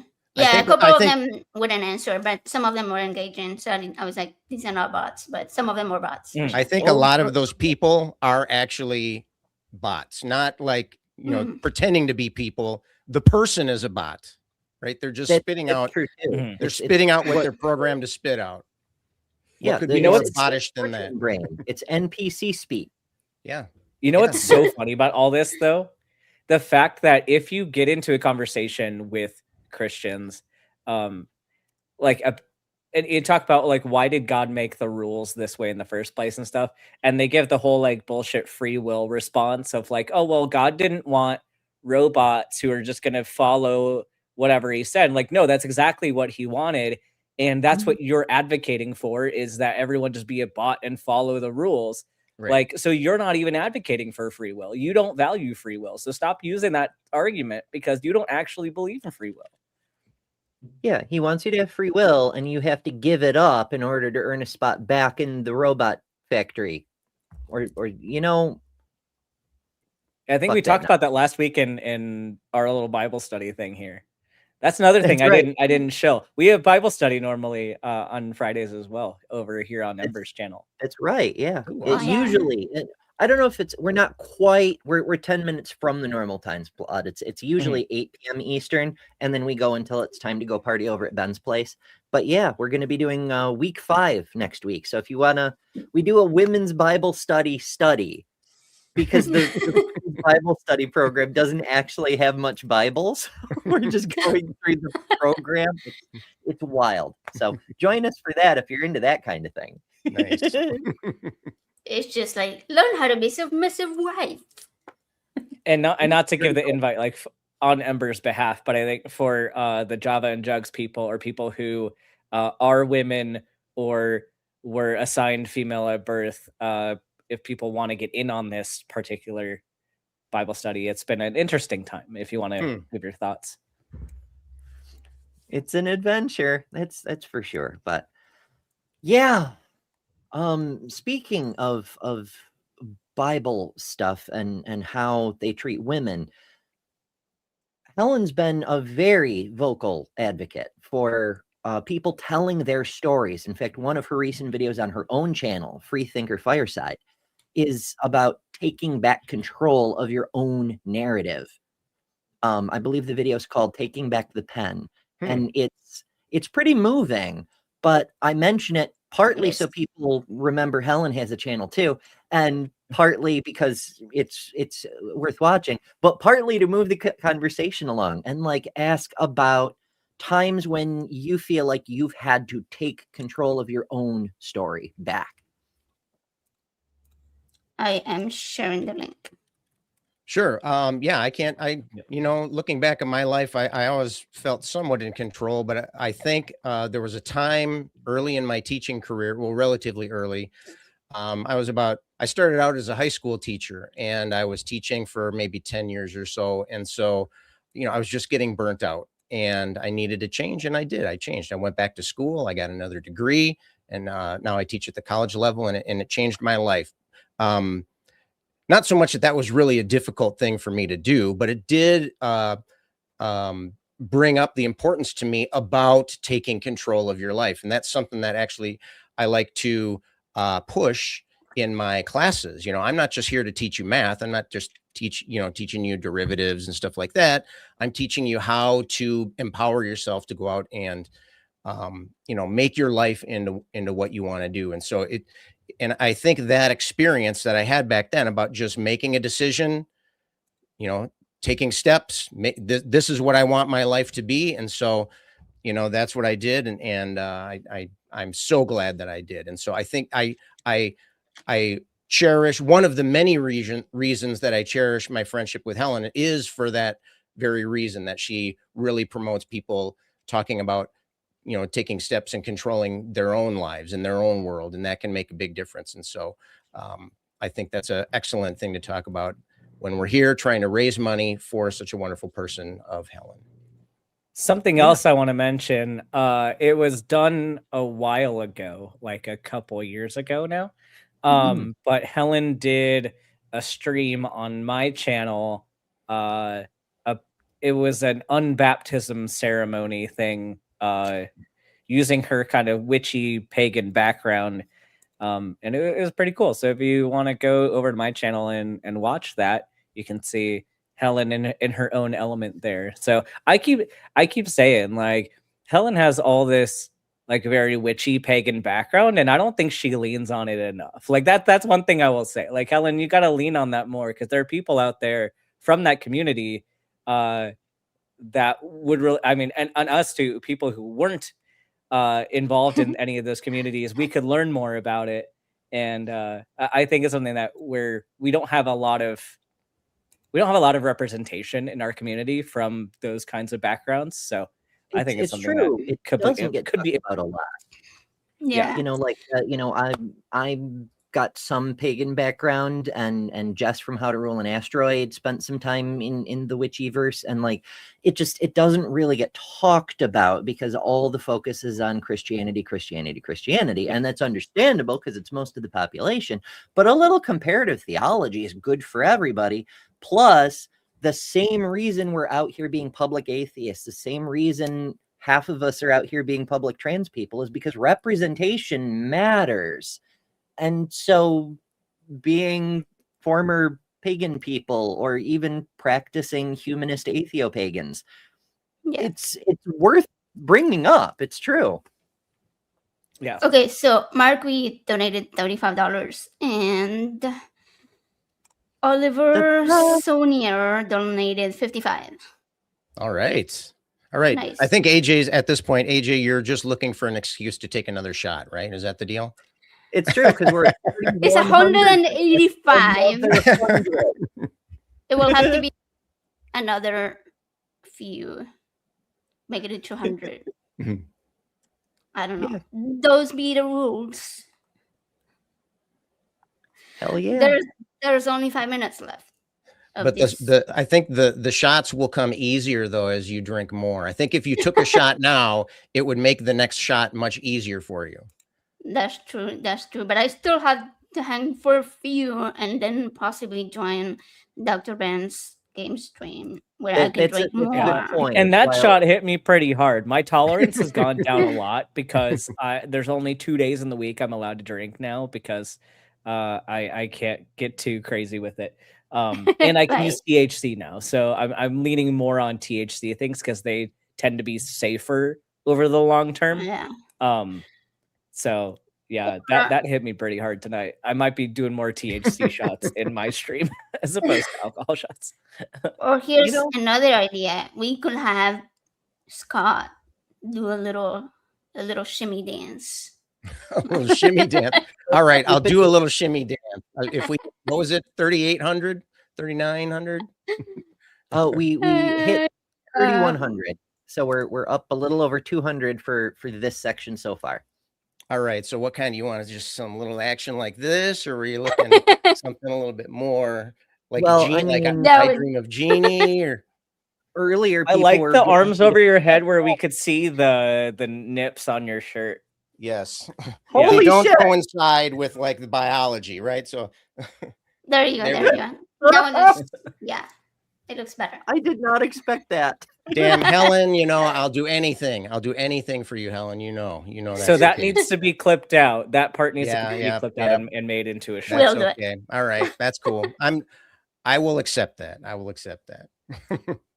Oh my goodness. It's for good cause. I warned you we were going to meet some interesting people tonight, didn't I? You thought I was talking about the scholars. Oh, right, because you, Ember and Scott, I don't think you had met before, right? Yeah. Well, now you have. We have. Official. Yes. Yeah. With dancing and drinking and everything. It's perfect. I think, no, we haven't met before, but last time I was dressed up as Neil the 604 atheist. I was in a different costume. Oh, yeah. For Neil at that. Yeah, that's possible. Yeah, it was on the stream fundraiser for you, Ember. Yeah. Yeah. Scott was dressed up. That's it. Okay. Yeah. Yeah, that's what it was. Or was it? Or did I just convince Neil to say it was me? Maybe Neil was there, actually. We'll never know. I'm gonna get all kinds of confused and things. Oh, Jesse says my delicate sensibilities. I think Jesse sent in the $100 to put us over the top there. Probably. It's can't rule it out, but I wouldn't say no either, because like it's for Helen to like. My grandmother's name was Helen. I don't know if I talk about that very much, but like, I don't think so. Yeah. Like, yes, it's true. There's also Helen Joyce. So there's good Helens and evil Helens, but like our Helen, she's a little bit evil, but she uses it for good. I think we all have a little bit of that. Like we get a little feisty when we need to defend someone who matters a lot to us. But before I get into another preachy rant or whatever, it's almost time to do the sorcery trick and change our assembly here, sort of thing. So before we go, do you guys have any thoughts for Helen? Yeah. Go for it, Scott. I was just going to say, Helen, I just hope you feel better soon. I hope you're back up and at the world because we need you. So hang in there. Your day will come.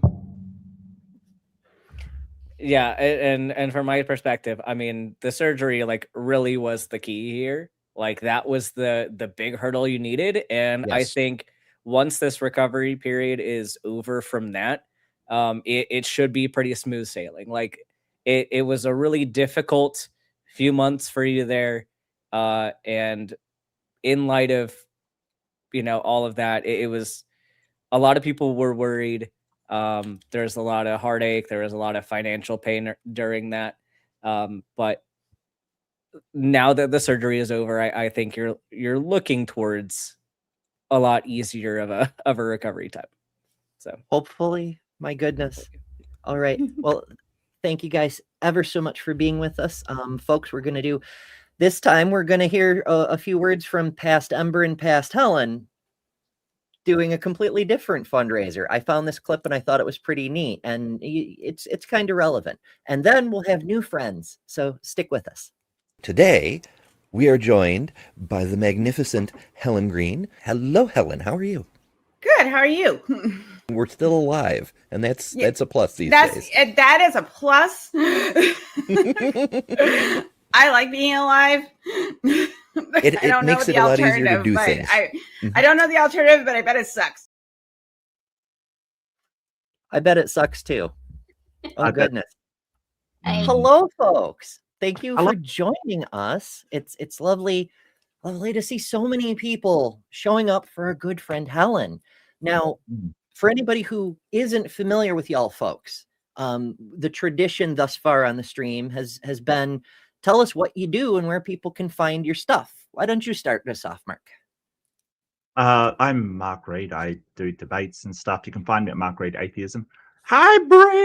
I knock around, generally giving young Earth creationists a hard time and flat Earthers a hard time, and lots of people a hard time. And I've also been getting very nasty comments coming up, which is actually hilarious for me. I'm Mark Reid. How you doing? Hi. And I changed my background to be Valentine's themed because it is actually Valentine's Day in Australia where I am. So happy actual Valentine's Day, everybody. My time zone is correct. Yours is wrong. Please fix. I want to say thanks. Yeah, I want to say thanks to Scott, who inspired me. He had a great background, fantastic. I'm like, oh, I gotta change my background now. I usually it's pretty neutral. I'm like, yeah, I gotta lean into this whole thing. And this is the best picture I could find. Deal with it in some way. But also, if you do please give generously to Helen. I only met Helen briefly. Very briefly, as I did. Somebody was organizing people on another fundraiser, I think, and I was lost and confused, and she helped me and was very kind. So, really good person. Yeah, I think that was Ember, the fundraiser we did for Ember and Sadie and Kyle a little bit back, where you were Kent Hovind. I know. Y'all made me cry. Yes, I was now Kent make Hovind. Helen cry, damn it. Yes, make Helen cry. Absolutely. Donate and make Helen cry harder. That is absolutely what I'm after. Pretty sure Todd can probably confirm that you've already made Helen cry several times over. Oh. So yes. Sobs of joy. Look, she loves you guys. Everything you're doing here. I've been talking to Helen privately, and yeah, so that does bring me back. I was dressed up as Ken Hovind, and I got really confused about what I was supposed to be doing. And she was very gracious, very helpful. She is a good person. She is. Look, it's just Ken Hovind in general makes everybody confused, right?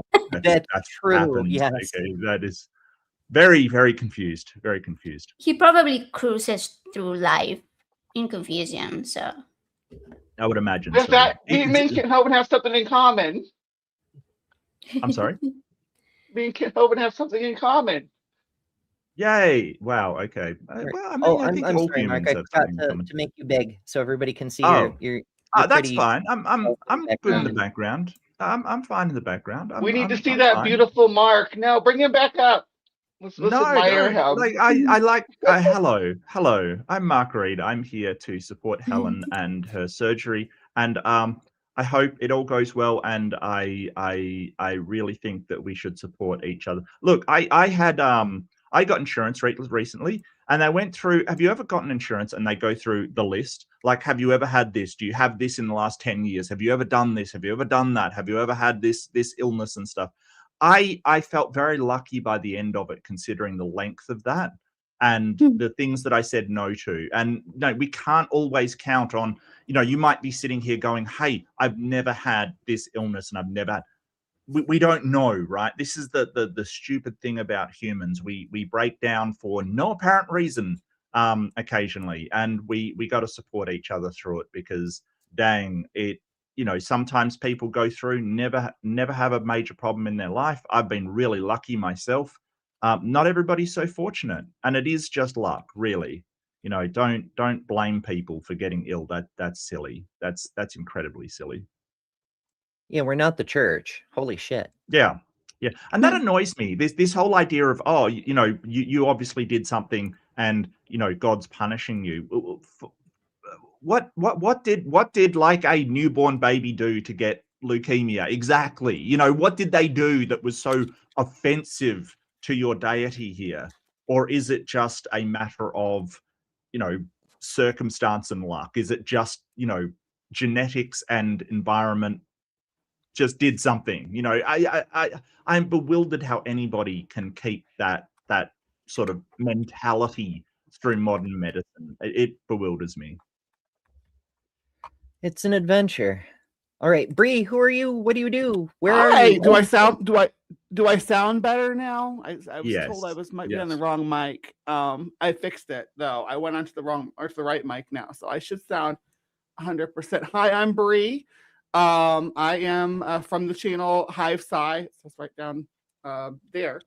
Yeah, and I do a show every Saturday morning. You can come check it out tomorrow morning, but it's a fun time. I think Helen's usually there, but I don't want to focus. I wanted to focus on Helen and make sure that that people know what a dear, sweet friend she is. It was, anytime anybody's needed any sort of assistance doing a fundraiser or anything like that, she's been there. She's really thrives in this type of environment, so I'm sure maybe it drives her a little bit batty to not be in the wheelhouse with this one because it's for her. But I'm just really grateful for all that she's done for the community and for the roles that she's played. So thank you so much, Helen. If you can donate anything, or at least spread the link around, so if people are out there that can donate whatever it takes. I was fortunate enough to be able to spend it was almost 2 weeks with Helen over the summer.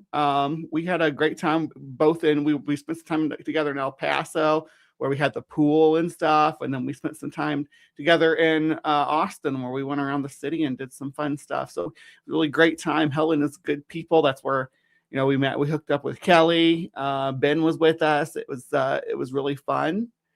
Good people, and she deserves all the support that we can manage to muster up for her. I didn't want to take too much time talking about what I got going on, but I might have something going on with Helen in the coming weeks. So just keep your eyes out for that. Me and Helen are working on something. Mischief and magic and devilry and such. Oh, I declare shenanigans. That's it. That's fair. Yeah. But for shenanigans, you do need approval from Jester. It's written in the rules or something like that. That's right. Yes. He is the lord of shenaniganery. I forgot. Yes. That's right. I heard rumors about that. Mm-hmm.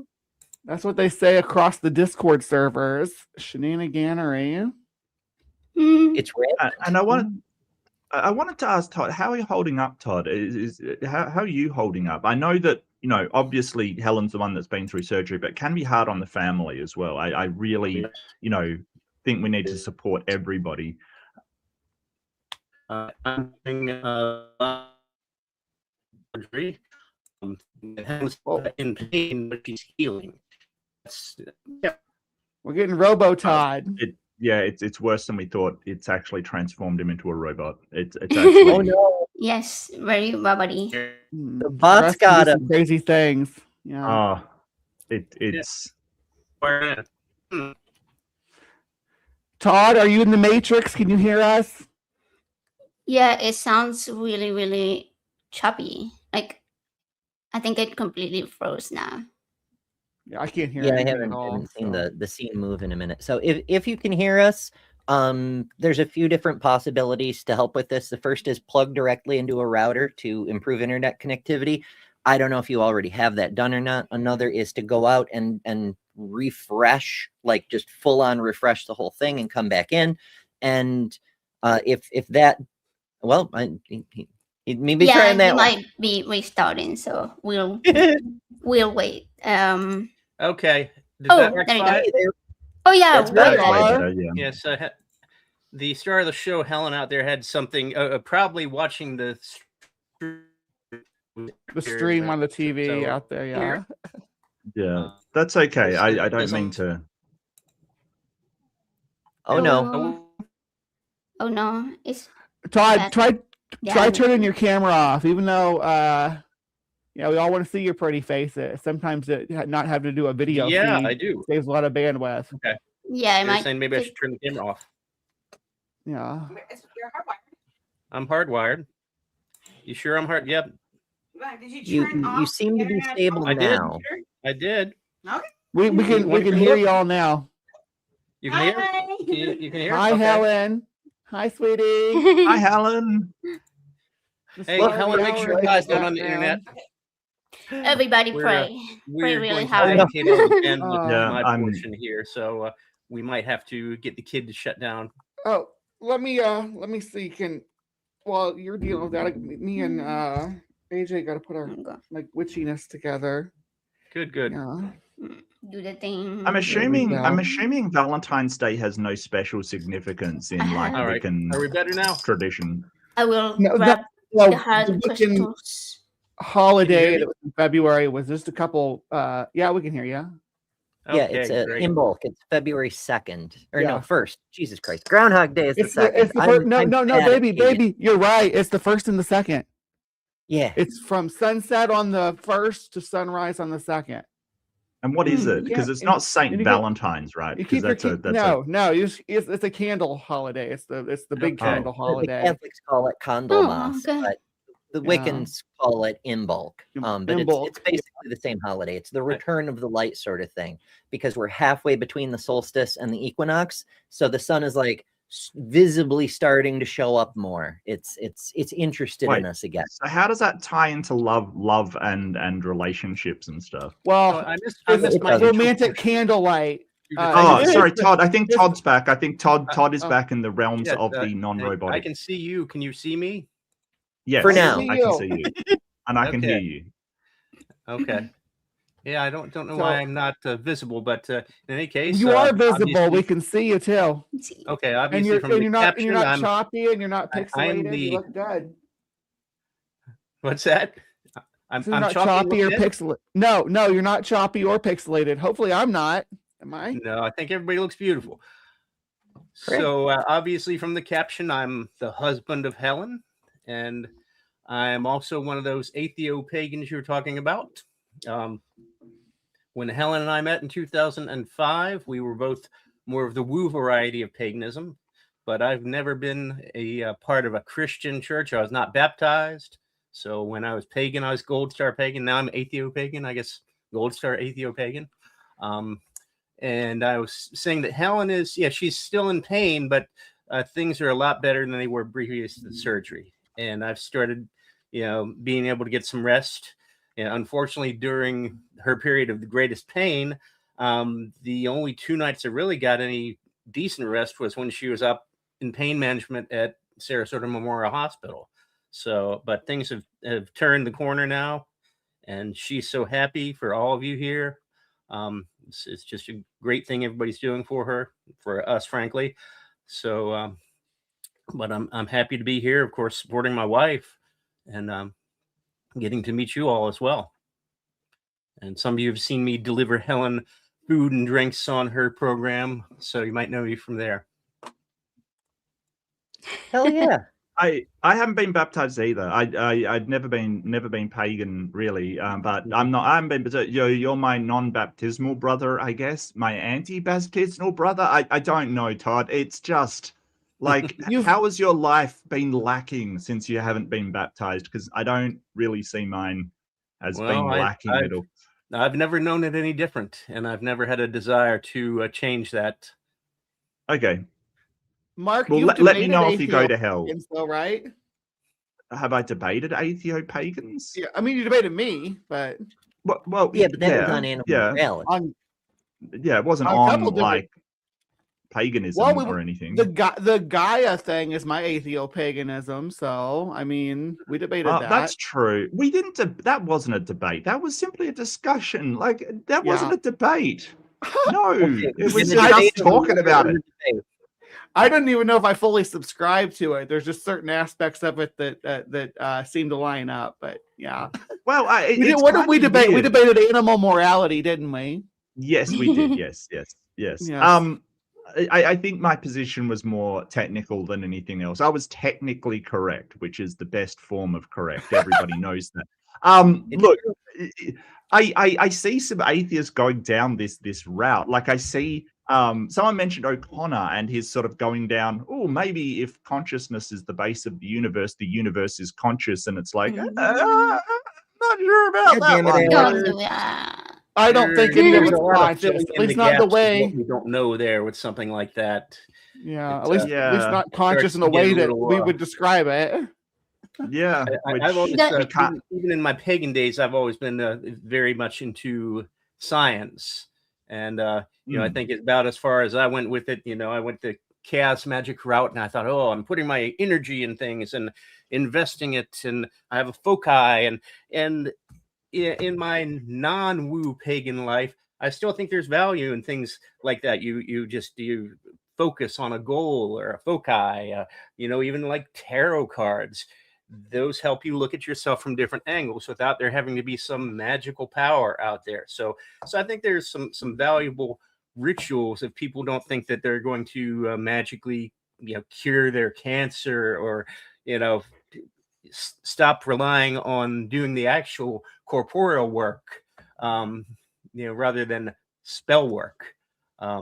Oh, sure, yeah, but I think there's better techniques for it. I think that you know, going to therapy and having the tools that are actually developed by people studying it are much better than, you know, if you want a self-reflection. I think that therapy is way better than tarot cards, but tarot cards are a hell of a lot cheaper. So you know, there's that. So I totally agree with you. Like Well, self-reflection. I wouldn't think that people would want to use them for therapy either. Just maybe a little self-exploration. It's before you recreationally use them. Yeah. Well, part of therapy is normally a sane person like myself can find value in the tarot cards, but recreational introspection is what I consider. Yeah, any kind of divination stuff that I do.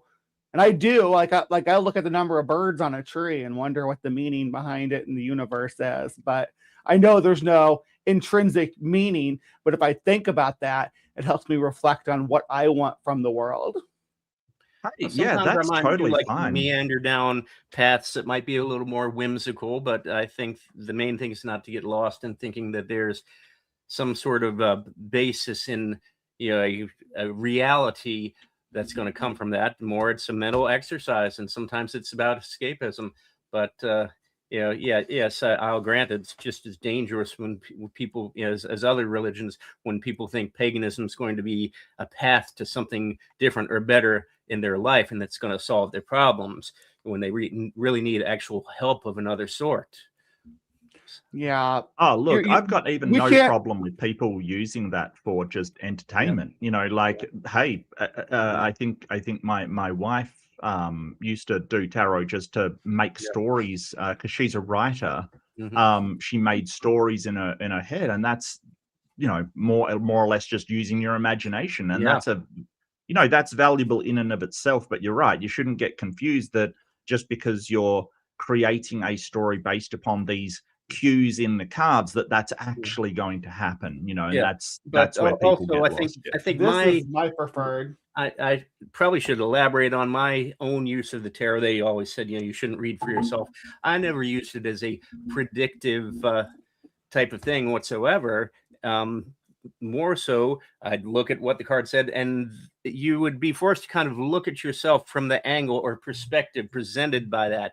And it would force me to look at myself from a different angle that I'd never thought of looking at myself from before, and not necessarily is something where I need therapy, but sometimes it's good to get out of the box. You know, we can get very set in our ways of thinking, and if you look at that through the lens of, you know, a particular tarot card, you might be like, oh, well, if this does pertain to me, you know, how so? or I never thought of myself like that before. And once again, it's about just looking at yourself from a different perspective rather than it being a prescriptive exercise. You can do the same thing when you read a book or play a video game, things like that too. You put yourself into the role of something that you wouldn't normally do. Like you're playing Dead by Daylight, you're not really a serial killer, but it gets it helps you unleash those predatory Pleistocene instincts that you don't get to unleash anymore, right? So there's psychological benefits to playing any of these games with your brain. Understanding that your brain is easy to fool and trick into stuff is the first step to taking kind of control of your life and your experience and the way that you're seeing the world around you. I think it's part of our I think it's part of our psychology as a species to also be creatures of ritual. And so a pagan ritual, if you don't think that it's going to have some woo-woo grand effect on your life, it's still useful to think about the things you want out of life and focus on them. And if you have an impactful, little time, might involve a candle or some other symbol, you think back to that, you can maintain that focus on what you need in life. It's like that I'd never read the book The Secret, but I remember when it was out, I'm like, oh, they borrowed this from paganism. It's the goal. That makes me so mad. It's a lot more wooey. Like the whole idea. That is so wooey. First I thought, Yeah, no, it is money way worse than candles. you thought. And I blame Oprah personally because she was the one that got that thing on the seat. So basically this whole idea of like sort of manifesting things into existence is so much bullcrap. Yes. So it gets into that idea of instead of focusing on a goal and working towards it, is this whole idea of willing it into existence. And that is sort of dangerous. Because I will confess is the focus is a helpful part, but thinking that the focus and the symbol and the ritual is going to get you something that will not be gotten through work you should do otherwise. The focus and ritual should help you do things through normal channels and remind you. That's my opinion as far as pagan ritual outside of religion or spirituality. And there's the same benefit that you get from like a church too, because you get a social group of people who are also kind of similar minded to interact with. So it gives you someone to do the rituals with, even if you don't, community. Yes. Yeah. But, I didn't believe in all the stuff that we were doing when I went to visit a coven, but it was fun to participate and to do some of the stuff that people don't do anymore, like make a maypole and stuff. You get hanging out with the pagans, you get to do all this ancient stuff that they did in Europe that we don't do anymore. That was really like social building, I guess. Yeah. So old agrarian rituals, festivals, etc. This passage of the season that was a lot more significant in the older times than it is now, but pastoral and early agricultural societies celebrating the ends of the season. Like we were talking about Candlemas, just because it was the dark time of year. It was when things flipped around to the equinox. So you light your candles and you keep them burning all night, and that's why it's a 2-day festival. It's symbolic, but you stay up all night and get it on. So there's nothing wrong with that.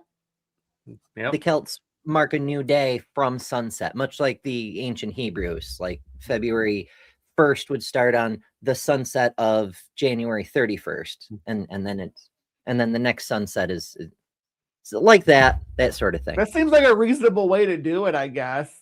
It does. Kind of confusing though to say I'll see you tomorrow for dinner when you leave at lunchtime. You come home for lunch and you have lunch and you see your family and you're like, all right, I'll see you all tomorrow when you come home for dinner after dark. Oh my goodness. I find time zones confusing. So I'm not on board with this. You're doing my brain in. I'm sorry. I'm going to push back against this. Why do we arbitrarily divide dates up anyway? Well, so we can schedule things, of course. Yes, so I can say, let's all come together on Friday the 13th to do the fundraiser for Helen, because it's well, for Mark it already is the 14th. It's the 14th. Time Yeah. zone. If we even so, let's say we take Mark's time, right, and say this is the official time. I'm okay with that, right? It doesn't hurt me in any way at all. And in Australia, we have universal time. I We should do have have working universal on Mark's time. time yesterday because Right. I didn't know when I'd be able to get by the store, and for some reason I went through yesterday thinking it was the 13th instead of today being Friday the 14th. I thought today'd be Valentine's Day. So I gave Helen this nice little card, some chocolates, a bottle of wine, like, oh, happy Hallmark holiday a day early. Oops. Well, it's 2 days. That's later. okay. That doesn't- Hey, that look, doesn't really- hey. Since it's the Friday the 13th before Valentine's Day, it's called Halloween. Just so you know. Halloween. Really? Oh, I Nice. didn't know Okay, that. I dig it. I know. Like we all all should be Valentine's like Eve. scary movies or something, but we have something Okay. much scarier to deal with: the American Brie. healthcare system. True. Brie, That is question. pretty scary. Secular Rarity earlier demanded that we ask you: spider legs, are they feet or hands? Spider legs are legs. Yes. They're not feet or hands. They have feet and they What have. was at the they end have, of them? They have toes. They have like little claws. Like they have retractable Yeah. claws like a Little cat. toe beans with claws. Yeah. Do they? Yeah. They have like I've seen toe beans. Yeah. Spider-Man. Yeah, I know that. I've seen They don't have Spider-Man. more than most species don't have more than one. Some gallimorph spiders have more than one on some of their toes. Some of them have two. But they kind of I use think I've their seen mouth jumping as spiders hands. with two on the front legs before. They have those. What are Yeah. those little things in front of their mouth called that they use as kind of little hands, kind of thing? Pedipalps. Pedipalps. Yeah, yeah. Yeah, pedipalps are like if your lips decided they wanted to become arms. You know Love what? it. I was Yeah. talking to Lynn about this, and most people don't know that moose are actually incredibly dexterous with their lips. They can like open gates, so they're really good at escaping. Camels They've got too. dexterous lips. Yeah, yeah. Interesting. I was surprised to find that out. Huh. Yeah. Oh goodness. Having dexterous lips helps a herbivore. You can see to that be with able their facial shape. I think they've got some ample lippage going on there. Yeah, Mhm. ties perfectly into Valentine's Day. But be like a moose this Valentine's Day. Mwah. Have dexterous Give moose lips. There you kisses. go. Yep. Moose. Work out those Wow, lips. dang. Give her the moose kisses she deserves. Come on. Yeah. Yeah. How Moose romantic. kisses and moose knuckle. All right, we've got. That's what I call it now. When you go down on a film, or yeah, giving them the moose kisses. Oh my. Or like a we've got, giraffe tongue. about 2 minutes until we have to yeet y'all and bring in our next batch Oh, of folks. So no. before we go, do you have any additional thoughts you want to express in Helen's general direction? I want to just real quick just thank everybody again. As AJ knows, she'll want to pop in towards the end herself, and say hi and thank everybody later on towards the end of your show. But I just want to say thank you so much to everyone. It's there was times there during my unemployment where the mortgage had to go by the wayside, and hopefully maybe this will help with some of that. And it is a big relief that there's people out there to help us, to have the kind of fellowship that all the churchy people have. That's probably one of the main things I envied about the churchy people, except I didn't want any of their other churchy bullshit. So to you, Bre, that's my tie up there. Anything you want to say? Our pleasure, Todd. Like seriously, mate, we've got to take care of us. This is a hard world, and being a community of people that care about one another, is I wish that the world could be a community that care about each other, but apparently that's just too fucking hard. But yeah, it's humanism. We should be able to do it better than the people that rely on Sky Daddy. Sure. We're about the and humans. I really do like the concept of paying it forward. You know what I mean? Like at some point, somebody's going to need Todd and Helen, and they'll be there for them. At some time, I'm going to need help, and the people that they helped may be there for me. Just passing it forward to people. If you're fortunate, pay it forward. If somebody's helped you. And that's the thing I want to say about Helen is she's one of the community leaders that always organizes and orchestrates these things. So like having her in a place in need right now, we should be able to take care of her as much as she's taking care of the rest I of think she us. required a little nudging to even think. I don't think it occurred to her that this could be something to happen. And so I know the I'm glad feeling. that it's come together. She How many surprised seconds me with that fundraiser last fall. I was just like, what? So anyway, thank you all so much for joining.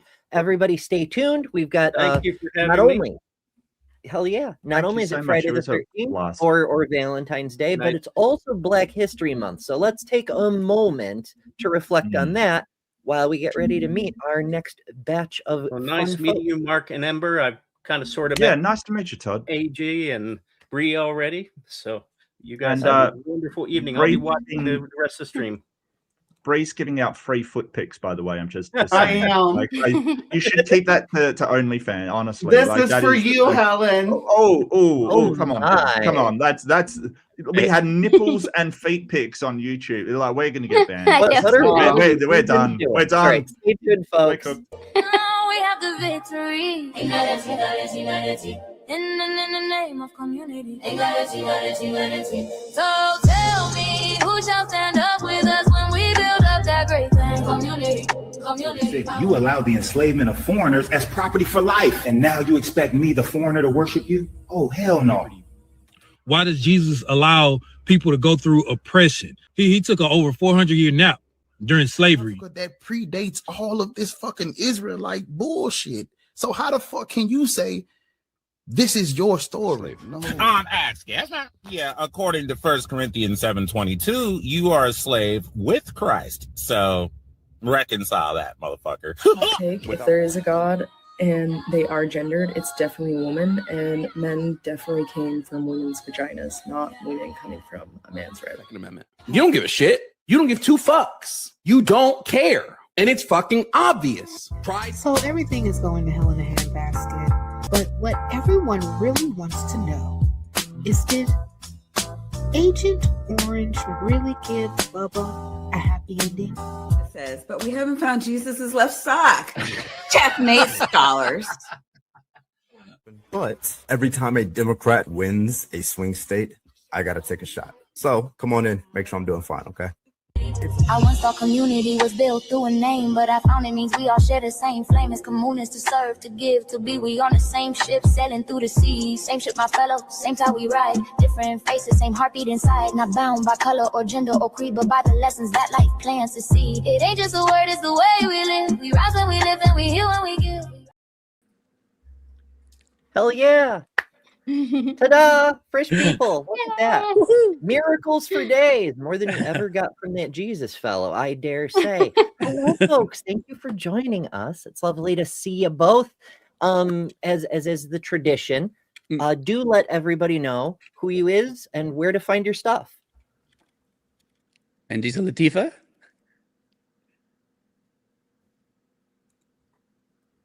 Mandisa may be technologying. Oops. Oh no! Oh, yeah, And she's technology. gone just like that. Oh my goodness! I hope we get her and Cynthia back. Okay, she is saying that she can't hear anything, and Cynthia was gonna be slightly late. Had a family. Okay, well, we'll keep an eye out for them to swing back. In the meantime, David, good to see you. You too. Do you too? Let people know who we are, where we are, all those things. Right. Okay. So, most of the people who know me as the author of the books Nailed, Jesus Mything in Action, Playing God. And I am an author in Northern California, formerly of San Francisco, and now in Eureka, California. And I'm coming to you live from the Clark Historical Museum in Eureka, California, which is about 5 hours north of San Francisco.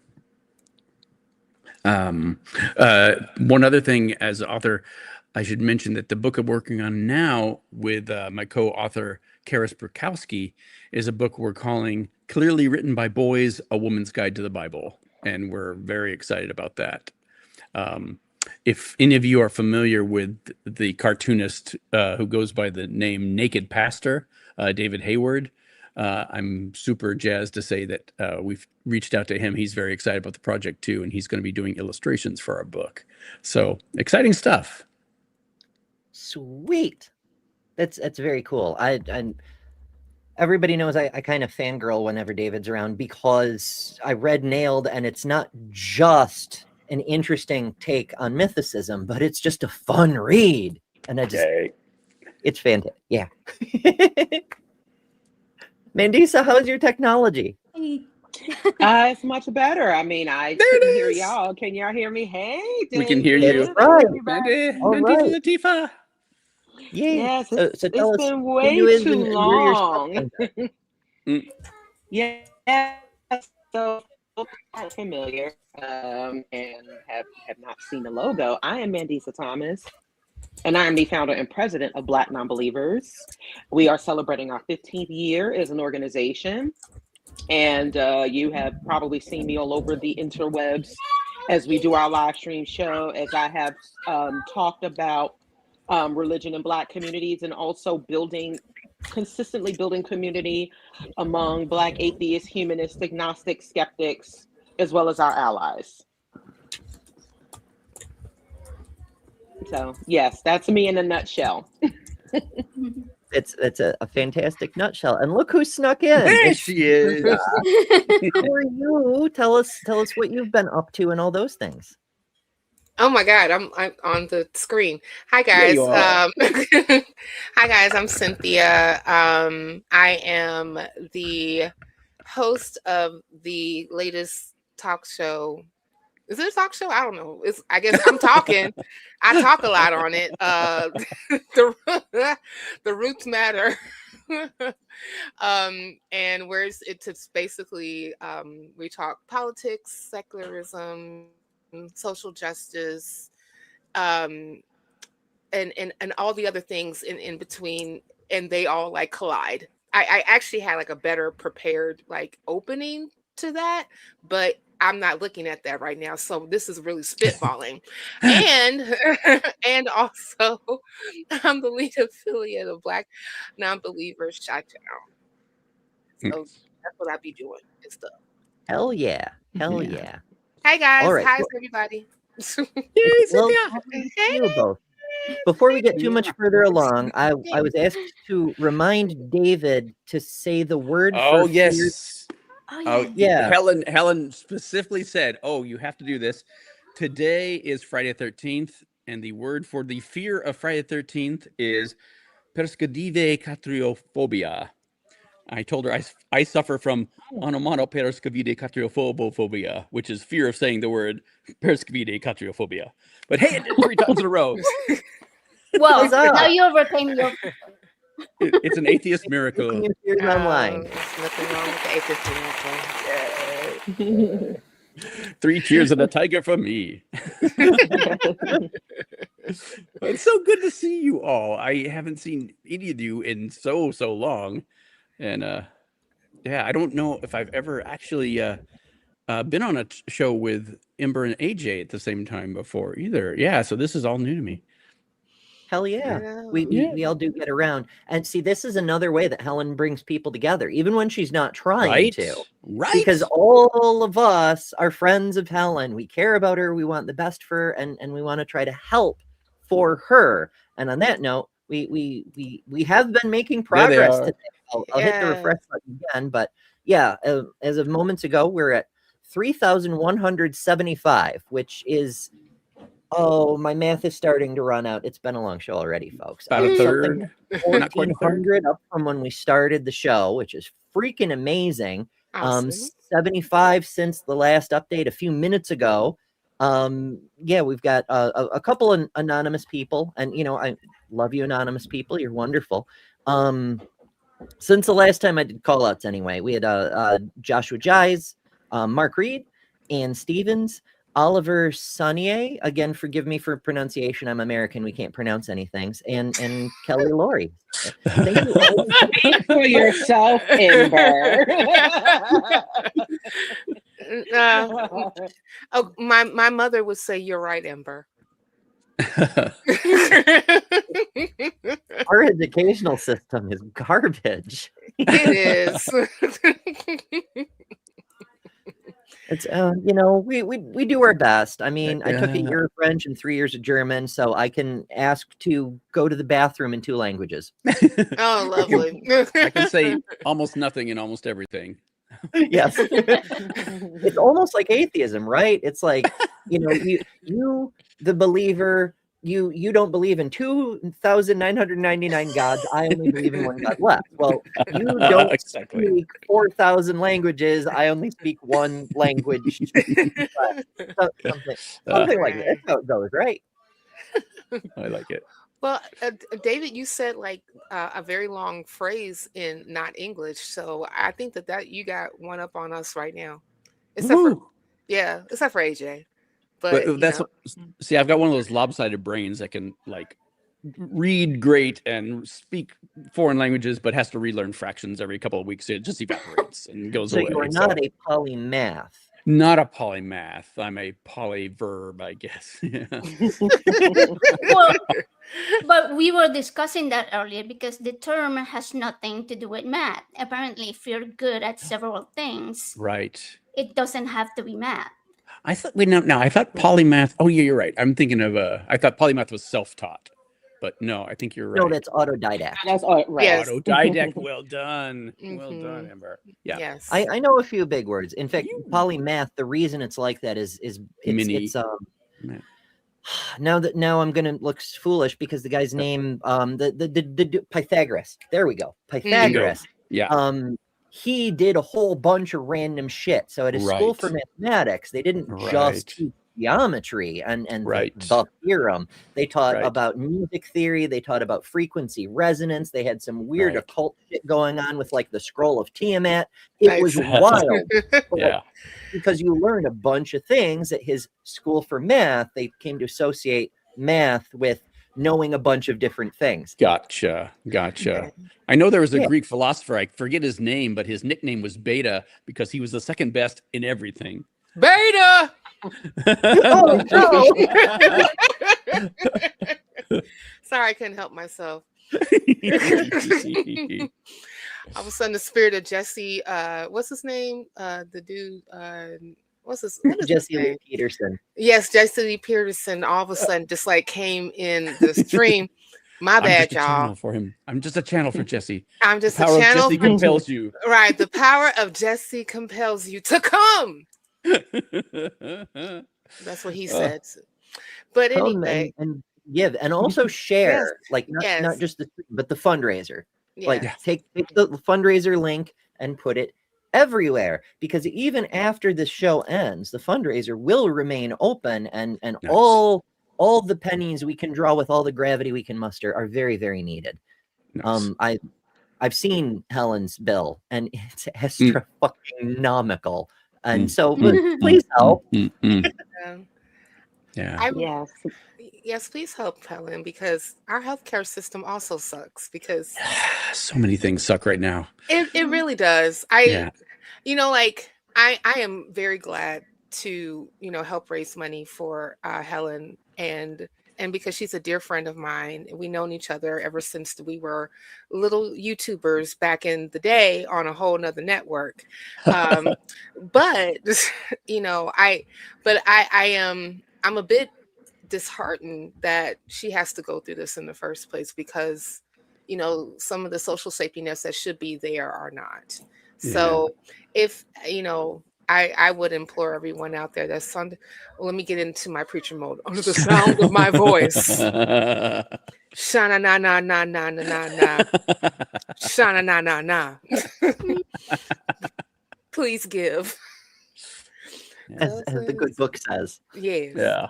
Yes. So in the chat, Scott says, how about Cynthia sings if we hit the next goal? We are at 3,175. So how about 3,200? That's only $25 more. 25. That's easy. Oh, you just want Cynthia to sing. We have 15 minutes. So by the way, we have 15 minutes. So I think you know what? I will only if Mandisa joins me. Yes. Oh, I second yes. You know what? I concur with my colleague. Yes. Synchronizing singing on a live stream. What could possibly go wrong? Oh, you know what we could do. We could do because Mandisa and I are part of a group called Godless Gospel. And Mandisa sings a song. Sing a song, a sixpence. No, that's not the song. That's not the song. But she leads a song called The Natural World. Nice. And what we do, that's the rest of us that is there, are basically backup singers for Mandisa while she does her thing on the dance floor and on the stage. Yes. So that's funny. Copyright strike incoming. No, it's cool. It's cool. Like, no, it's all good, Mark. It's really cool because we sing it, and we are in the process of doing an album, and nice. all that. So all that stuff is happening. So no, what she could do is she could do her part, right, and then I can echo the part that I do. That way. We not like clashing because she has a part and then like the back. You'd be her hype man. Is that what I would be basically. I will be Mandisa's Flavor Flav. I'm cool with that. There we go. Woo. Okay, we just got a 25 donation. What a way to pass the buck on that. But I do. We're already there while you were talking. But okay, I will do that. Yeah. But if I am allowed to say that, Cynthia says that I voluntold her to speak at the Women of Color Beyond Belief conference, which therefore led to her being a part of Godless Gospel. And I really want to give a shout out in the spirit of, lack of, since it's Friday the 13th. Yeah. In the spirit of collaboration and community and really getting to know the people, which is one of the reasons why I'm so glad to help raise funds for Helen. This is something that, like I said at the beginning, we've been doing this for 15 years. There should be a better support system and structure for those of us who are content creators, those of us who are in leadership. And even though, yes, this is important for us to do mutual aid for each other and to help each other, it just really needs to get better. And I'm really grateful for the opportunity to have been a part of this community for so long, where we foster, we foster new, we help bring people out.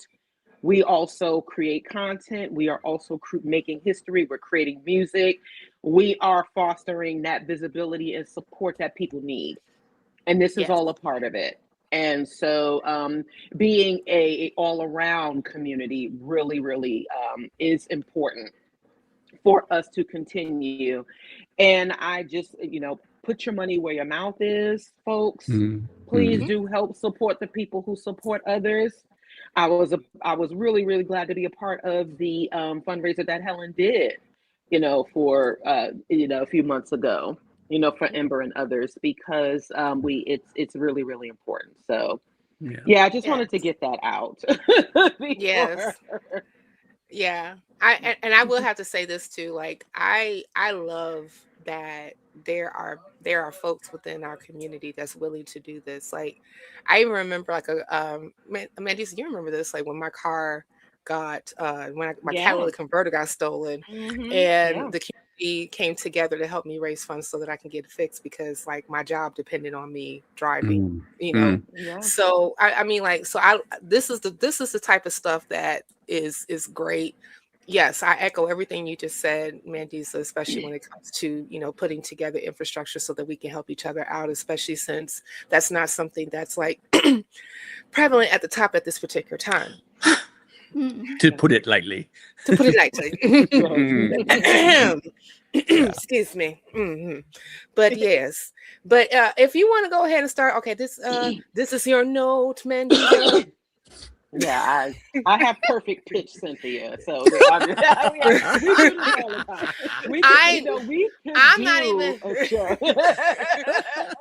gonna say I got perfect pitch. I just remember shit. So and I remember that. Yeah. So go ahead. I got you. I got you back. Go on, girl. Okay. I'm gonna start from the second verse. So this is the natural world that was written by Dan Barker. It's a part of Godless Gospel. Okay. I hear the thunder, and I feel the rain, and I'm filled with wonder that I can't contain. This world of nature fills me with awe. I don't say amen. I say aha! You're welcome. I have a button. I will say, Beautiful. Beautiful. I watched the Godless Gospel For those- in person, and I had like goosebumps the whole fucking time. It was like every time, especially like Cynthia, obviously, because I was like, because I didn't know Mandisa very well yet. Like I hadn't met you in person before, but I knew Cynthia a lot from the shows, and I was like kind of focused on it, and I was like, that fucking voice is like heavenly. That was a word. I think that the night that we did that, I tell you what my favorite part of that whole performance was. When I said that it is not a Chicago thing to beat people up before sex. It's not how we do it in Chi-Town. No. It was insinuated by a couple of speakers who will remain nameless.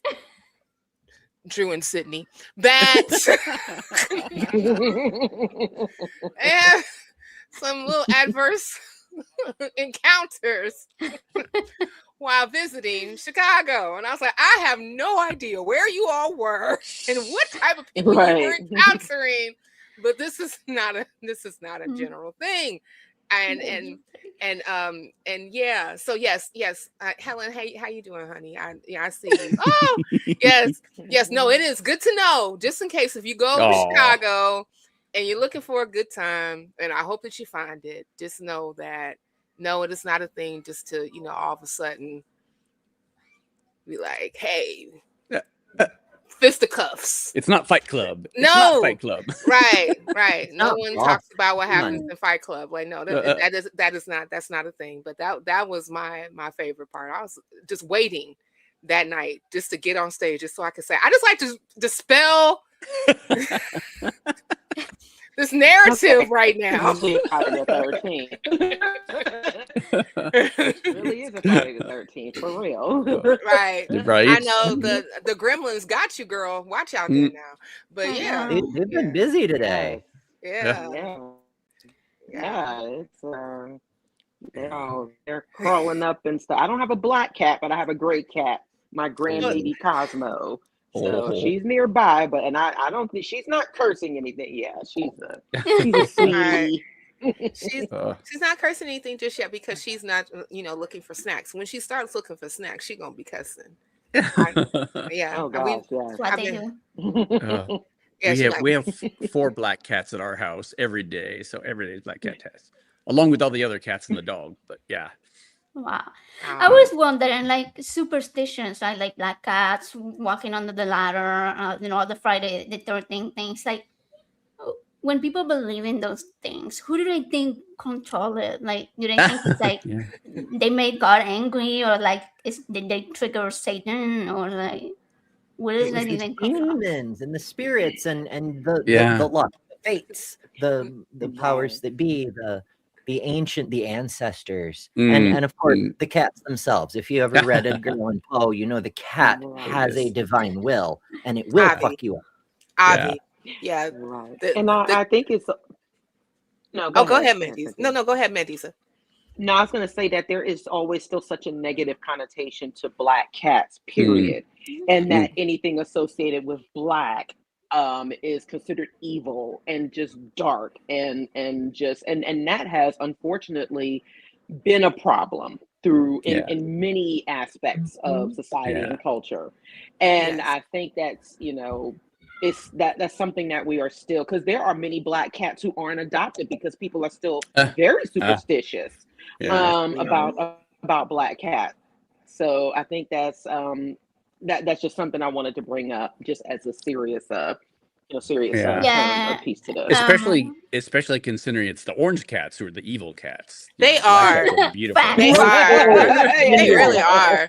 I Everybody. never met a well-tempered orange cat.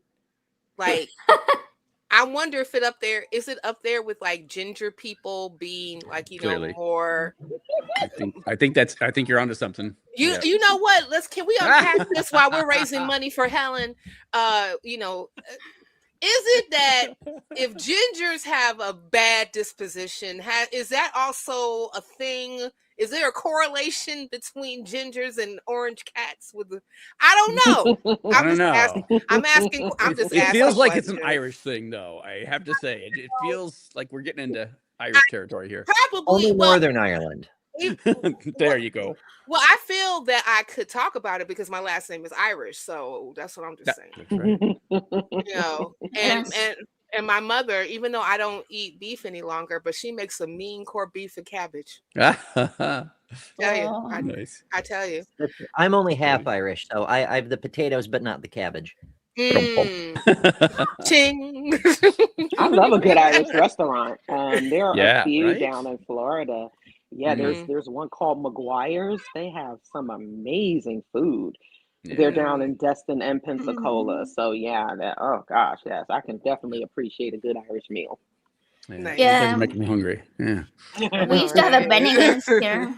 Bennigan's? Bennigan's, yeah. I'm sure that counts. I don't know if that counts, AJ.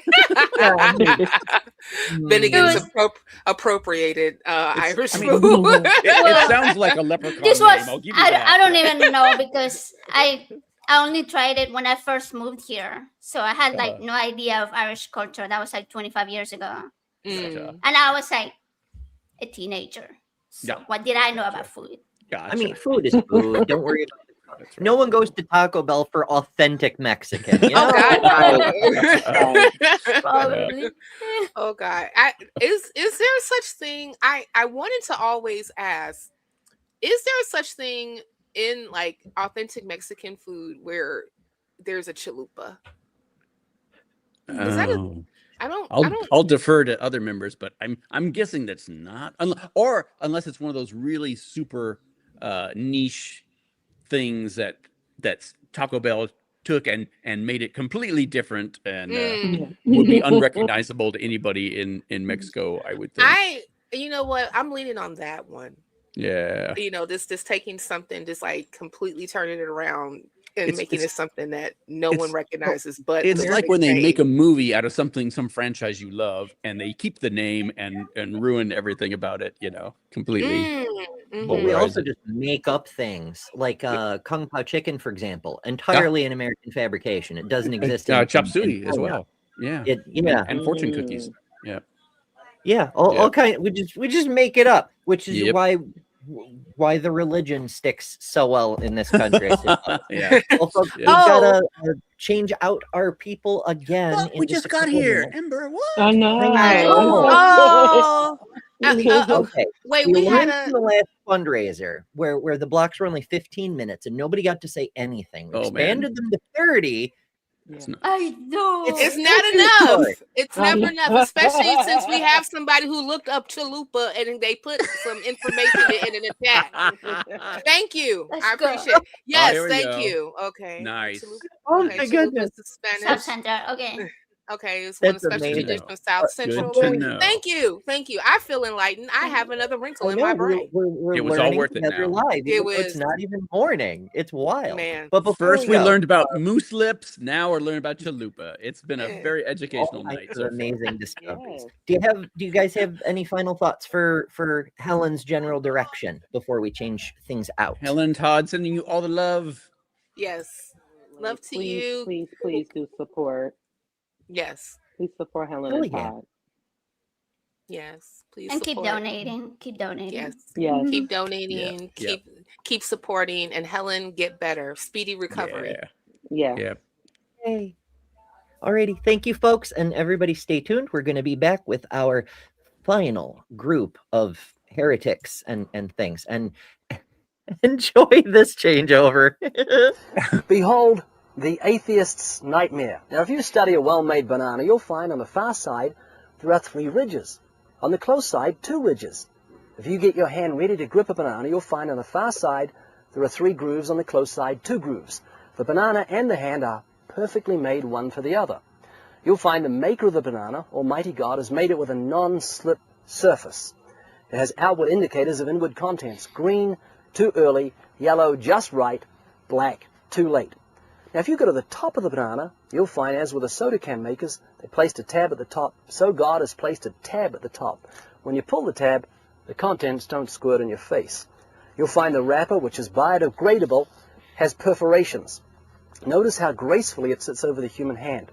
Notice it has a point at the top for ease of entry. It's just the right shape for the human mouth.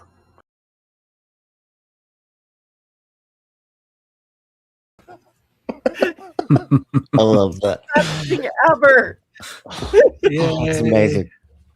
I can never hear him say, "You Solve pull the this teeth." battle. Whoop. Nice.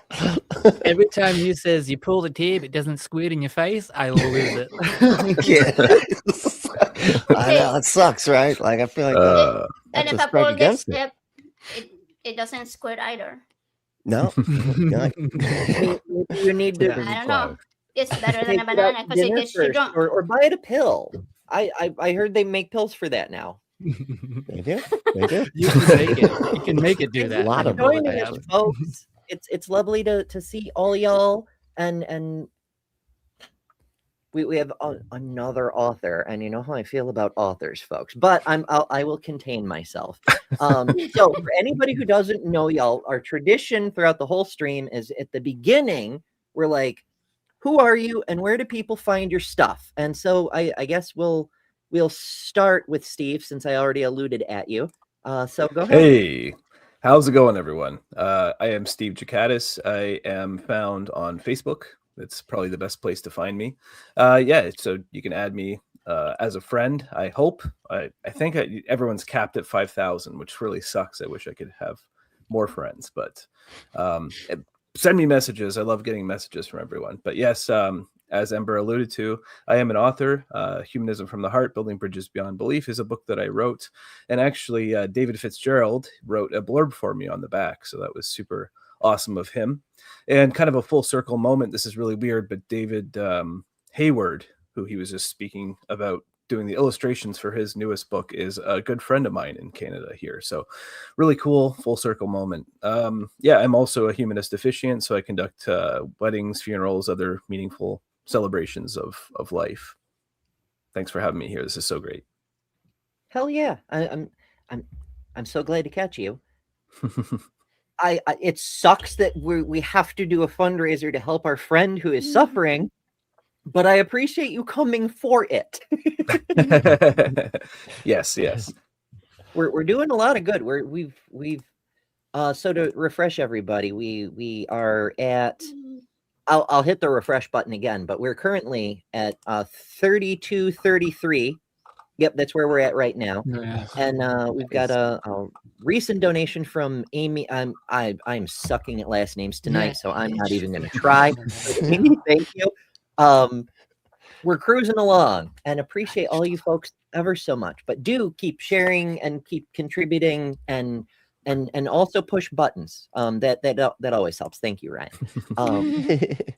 I tried to donate I've already done 666, but I tried to donate 666, but with the Canadian conversion, it didn't work out so well. Alas. We do what we can. That's so funny. You know, Friday the 13th on the eve of Valentine's Day. It's pretty special, isn't it? Oh yeah. Oh my goodness. All right. Speaking of special, it's Eli. Hello. Oh, I'm not special. Thank you though. I'm Eli. I primarily I'm on Dr. Ben's streams on Friday night doing trivia night, and then Star Wars on Sunday nights. But yeah, I figured AJ had my link ready. I have my own channel too. I'll be doing stuff sometime soon. But mostly find me on Dr. Ben's channel. And here. here and there and all around the square and things. Get around. All right, and we also with the I'm a sucker for fabulous hats, and Brentley has a hell of a hat, among other things. Thank you so much. Brentley, I do a show called Apostate on YouTube, and I kind of just watch videos like the one we just watched before we got here, of Ray Comfort and stuff like that. Kind of have fun with it and goof off a bit with the chat. Well, Hell yeah. That's what I do. And what do you call it? Fundy tube? Fun with Fundy tube? Yeah.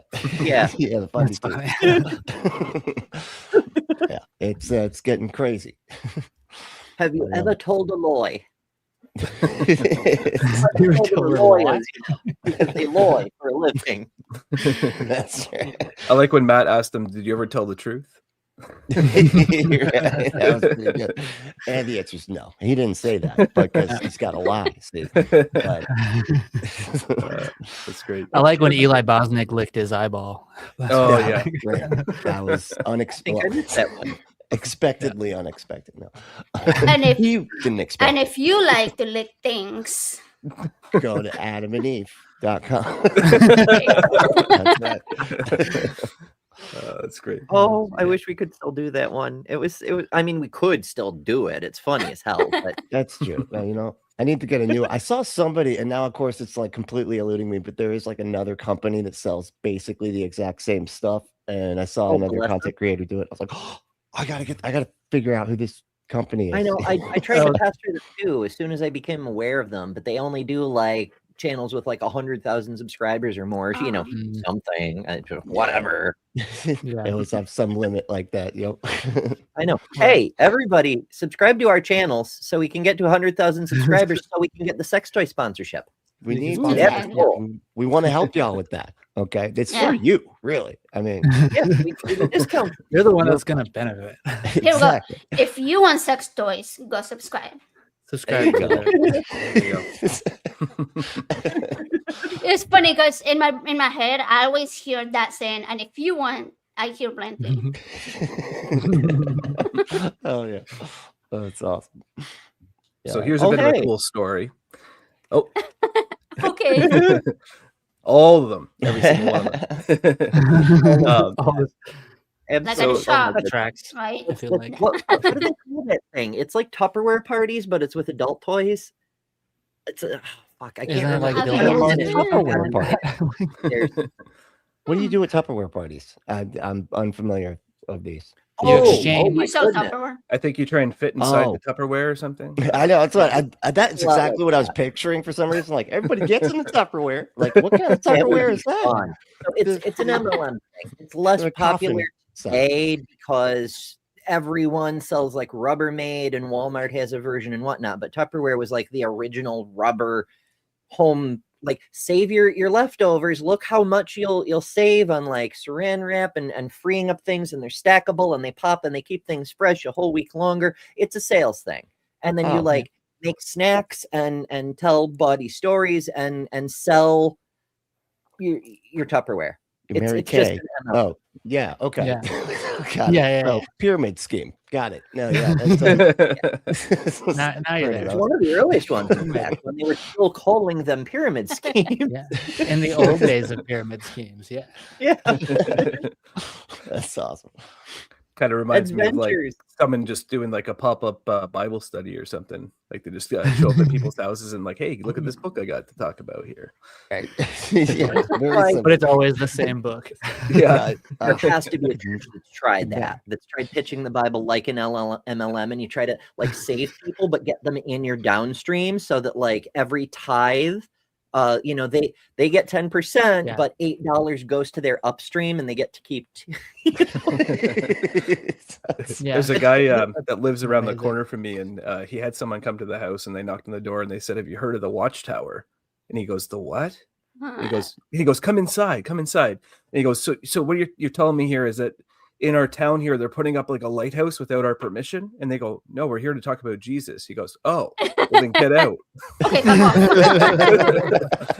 That's awesome. But It was so but funny. it might be one book, but the good thing about it is that it has a lot of different genres in it. Like it has horror, it has crime, it has sex, it has comedy, mystery, All fantasy.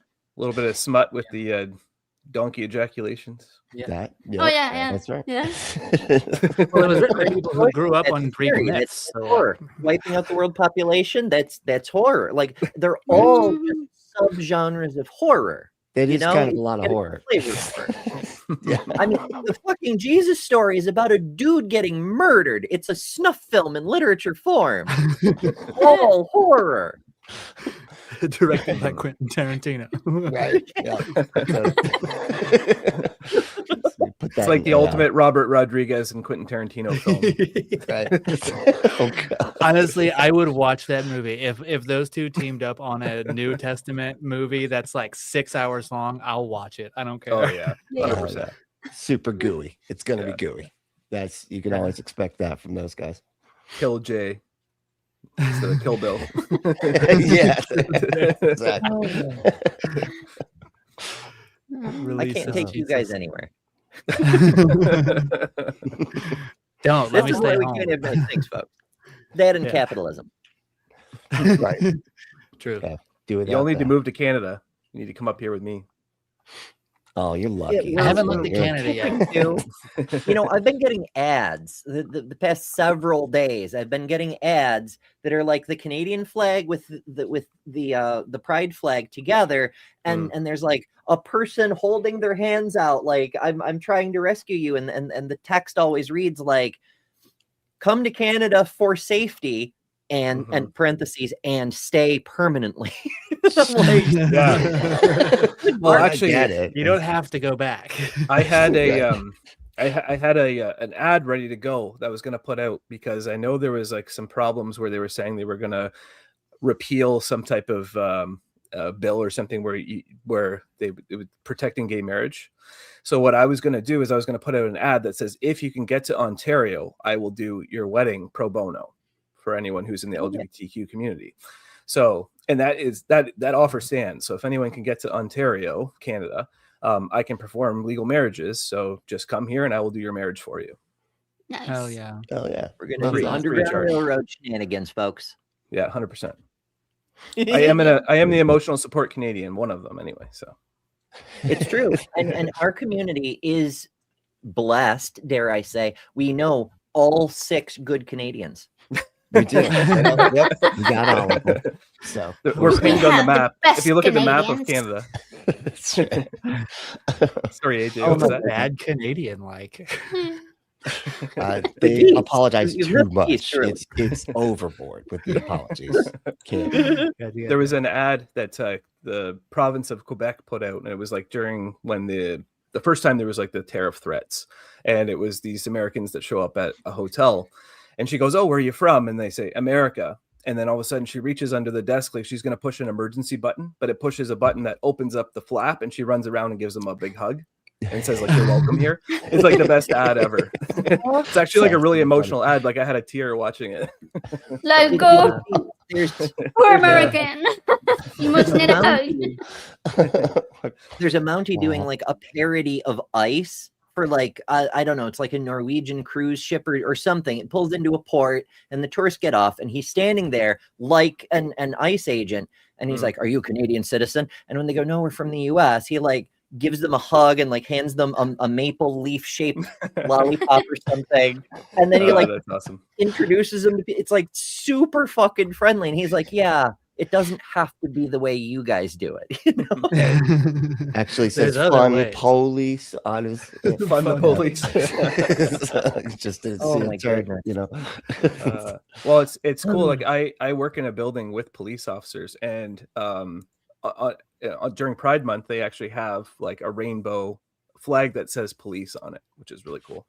The police do? The police do, yeah. What? They the actually hell their can police they- badge, like the giant thing that stretches across their chest that says police, is actually a rainbow flag during Pride Month. Nice. Cool.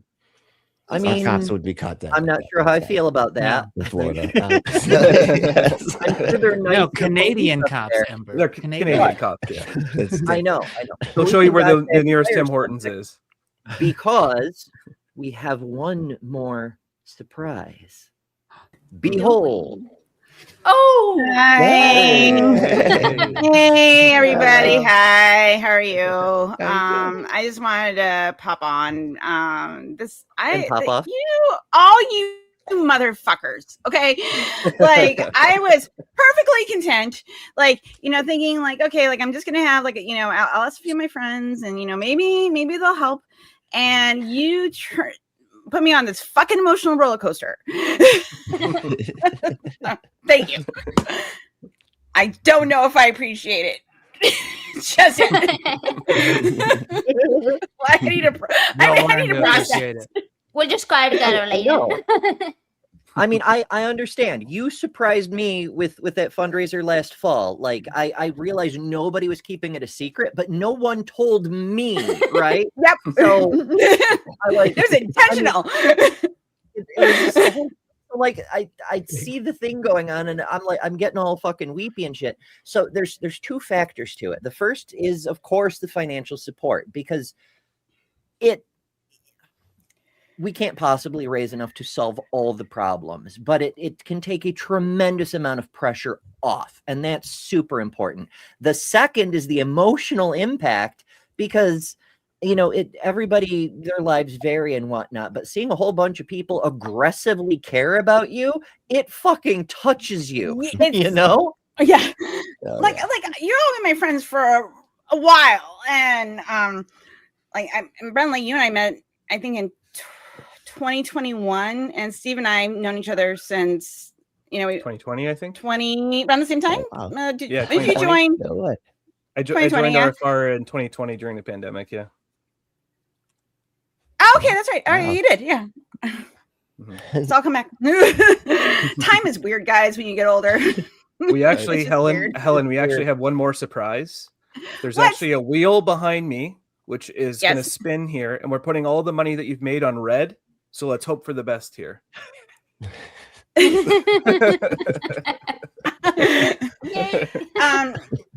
do want to let people know, like, just kind of what I'm dealing with, because like this. Okay, guys, like let me give you my journey. Okay, so let's go, guys. All right, get a drink.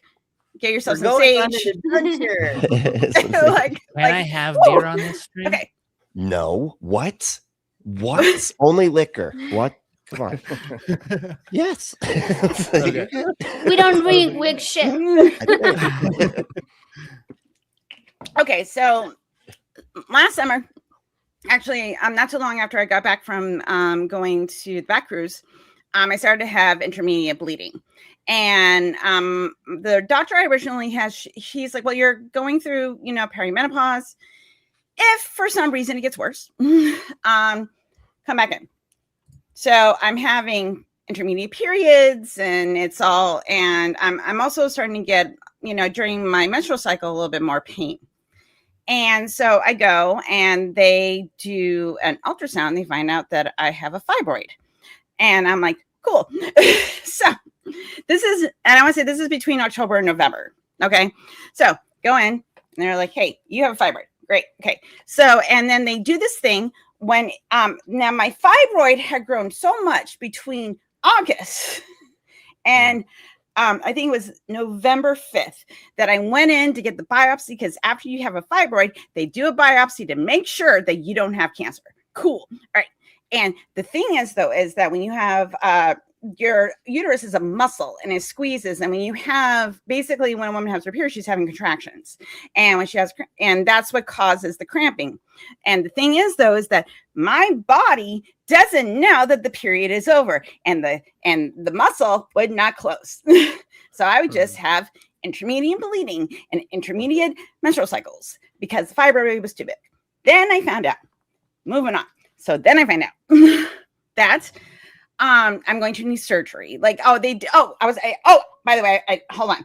So I had to get the biopsy done. So they had to take this instrument, go inside, they go up into your uterus. And because the cells, they couldn't get to they had to go to the side. And on my right-hand side of my reproductive system at the time, had cysts. And I wanted to get jump off the table.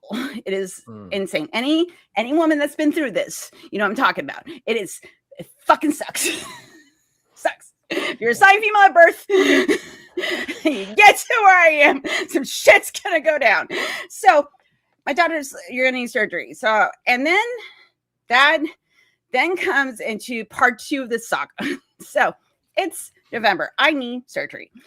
Find out that my doctor, my gynecologist, takes my insurance, but the hospital doesn't. Now, Sarasota Memorial Hospital is the biggest provider within Sarasota County. Wouldn't you think most major insurance companies would cover the major hospitals within somebody's county? No. But so I'm like, okay, so they're like, you're going to have to find a new doctor. I just think it's the hospital, right? I just think they're just, because like to me, I'm like, every other health insurance I've ever had, I could go to the hospital and get coverage. Duh. I'm sorry. So we move. I find a new doctor down here. He's fantastic. And he's like, your fibroid has grown to the size of an orange. So when shit. Holy shit. I mean, you are from Florida. Bigger than the ovary. That's right. This is on my uterus. Okay. Jeez. So, but he thinks I have like endometriosis. I'm starting to miss work around my my cycles. I'm missing like an extra 1 or 2 days because the cramps are so bad you can't really move. So I'm like, okay, so we had to have surgery. Then, okay, this is December. So by December that beginning of January, found out that again, so my surgery scheduled at Advent Health. No, this was only like maybe 3 weeks ago. I don't remember. Time's weird. It's been a lot, guys. Okay, like, I'm sure if we go back through our chat, we can find those dates. Anyway, so part 2 of this. So I have to go get the surgery done. Then I find out again that my doctor that I have takes the insurance, the new hospital does not. Now, I'm like, okay, I don't know what I'm going to do. So like I had a couple of friends offer like, hey, we could do, you could do surgery up in Tampa. They offer financial programs. And, and I was trying to figure out what to do. And I stopped working on January 19th because the pain was so bad. I've literally been in bed since that day. So it's been not fun. Anyway, so I can't go back to work. I'm like, all right. And then last week, so I'm waiting to get surgery and I don't know what I'm going to do. And I'm like, well, and there's some other stuff going on with work that I'm not really, I'm going to touch on here, but it's been a journey. So I had to get surgery because there was an option. Again, they could transfer me to another doctor. But the thing is, though, there is no operating hospital that takes my insurance within 100 miles of my home. So I have to pay for this surgery out of pocket. Now, and last week I spent 2 nights in the, bye, Mark. Thank you so much, sweetie. We are getting together when I'm feeling better. Fuck yeah. So anyway, sorry, neurodivergency. Trying to keep track. Okay. So you can do that. I can do it. Okay. So last week, had I finished my period? I know I was going through a thing. My hormones started fluctuating now, and I started to go into pain. And I'm sitting. Todd had taken my oldest to go see the new Markiplier movie, and I was originally going to go. And I said, "Go. You've been taking care of me. Go out." And I'm here with my roommate Connor, and then I started having pain, and this pain is probably the worst pain in my life. It was worse than labor. I I wanted to die. I am not kidding. I was screaming, and I'm screaming, like, listen, I'm like, I'm not a believer, but fuck. I'm like, if God, Buddha, Muhammad, Spider-Man, I don't care. Like, just make it stop. Because I was sobbing and screaming. Like, I think I scared my neighbors. So go to the hospital. It's not life-threatening. Give me payments, send me home. And they're like, if it happens again, come in for pain management. Cool. Now I've been in the ER 5 times with this condition. So I've been in the 5 times. So go back again. Next, this was Friday, a week from the Friday before I had my surgery. And then Sunday night, same thing. Saturday's okay. I'm like trying to get through. And then we get to, and the pain drugs completely wear off. And it all starts up again. And I'm just screaming and crying. And you're panicked. Like, I've been in labor before, but I knew, like, okay, this is going to end. It will, like, I get the parasite out. It will live. I will raise it. It'll be great. I was like, I don't know what's going on, but I felt I wanted to die. And the thing is that with the new law in Florida, if you have a uterus, unless it's life-threatening, they don't do operations on your reproductive system. They do not do emergency surgery. So I have to do surgery. So had surgery last Friday. So I'm sore. I get tired really easily. It's painful, but it's healing. I know it's going to heal. I had everything taken out except for one ovary.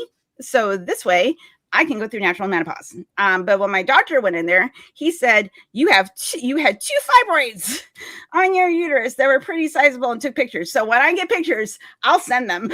So keep in mind, the first bill that I received today. So this is just for my surgery. So the amount for my, let me go up. It was like $101,000. Wow. Over $101,377. That is just for surgery. This does not include my ER visits. This does not include going into the hospital for pain management. Had to stay 2 nights overnight in the hospital, which is really expensive. Because basically the medical care system I noticed this, you could, for example, you go get Tylenol at the grocery store. And let's say you buy an $80, 80 pill bottle, about $20. 2 pills at the hospital, $20. Oh, well, you got a discount. I know. Well, because it's all fucking arbitrary. And the thing is, though, is that I had no choice. I had no choice, because it's not like I can not have surgery and just suffer. And if I had to live like that, I would have to unalive myself, because the pain was that intense. So I'm just letting everyone know that I really appreciate all of you. I really appreciate all of you really helping me, because it's not just the medical bills. Todd's got a new job. We're really, really grateful. He just started this week. But like, there is, I don't know what's going on in my work. There's crap going on there. And we have this huge medical debt. I don't know what's going to happen, but this at least gets us through. It gets us through the hump when, we're adjusting to Todd going back to work. And then maybe I can just put a couple down payments on the bill. I really appreciate every little bit helps. I really appreciate it. So we love you. I really want to say thank you to my community. You guys, I'm sorry. It's okay. Nothing to be sorry for. Oh, yeah. We appreciate you. I'm just The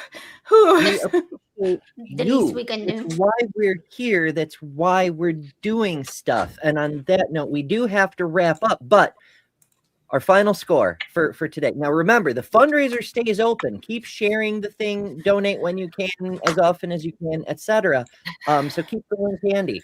But we do have to wrap up this show. So we're ending at $3,238, which is Thank a you. net gain over the course of this show of $1,404. Y'all You are all fucking so wonderful. awesome. Thank you so much. Thank you. We love you, Helen. I love you too, guys. Okay, go hang out with Ben. Go do that. That's fine. Thank you, everybody that donated and showed up. All my love. Yay. Love So you, yeah, Helen. that seems like a good place to leave things. And thank you all so much for joining. I hope to chat with each of you and everybody else who's been on at greater length another time. But thank you for being part of this tonight.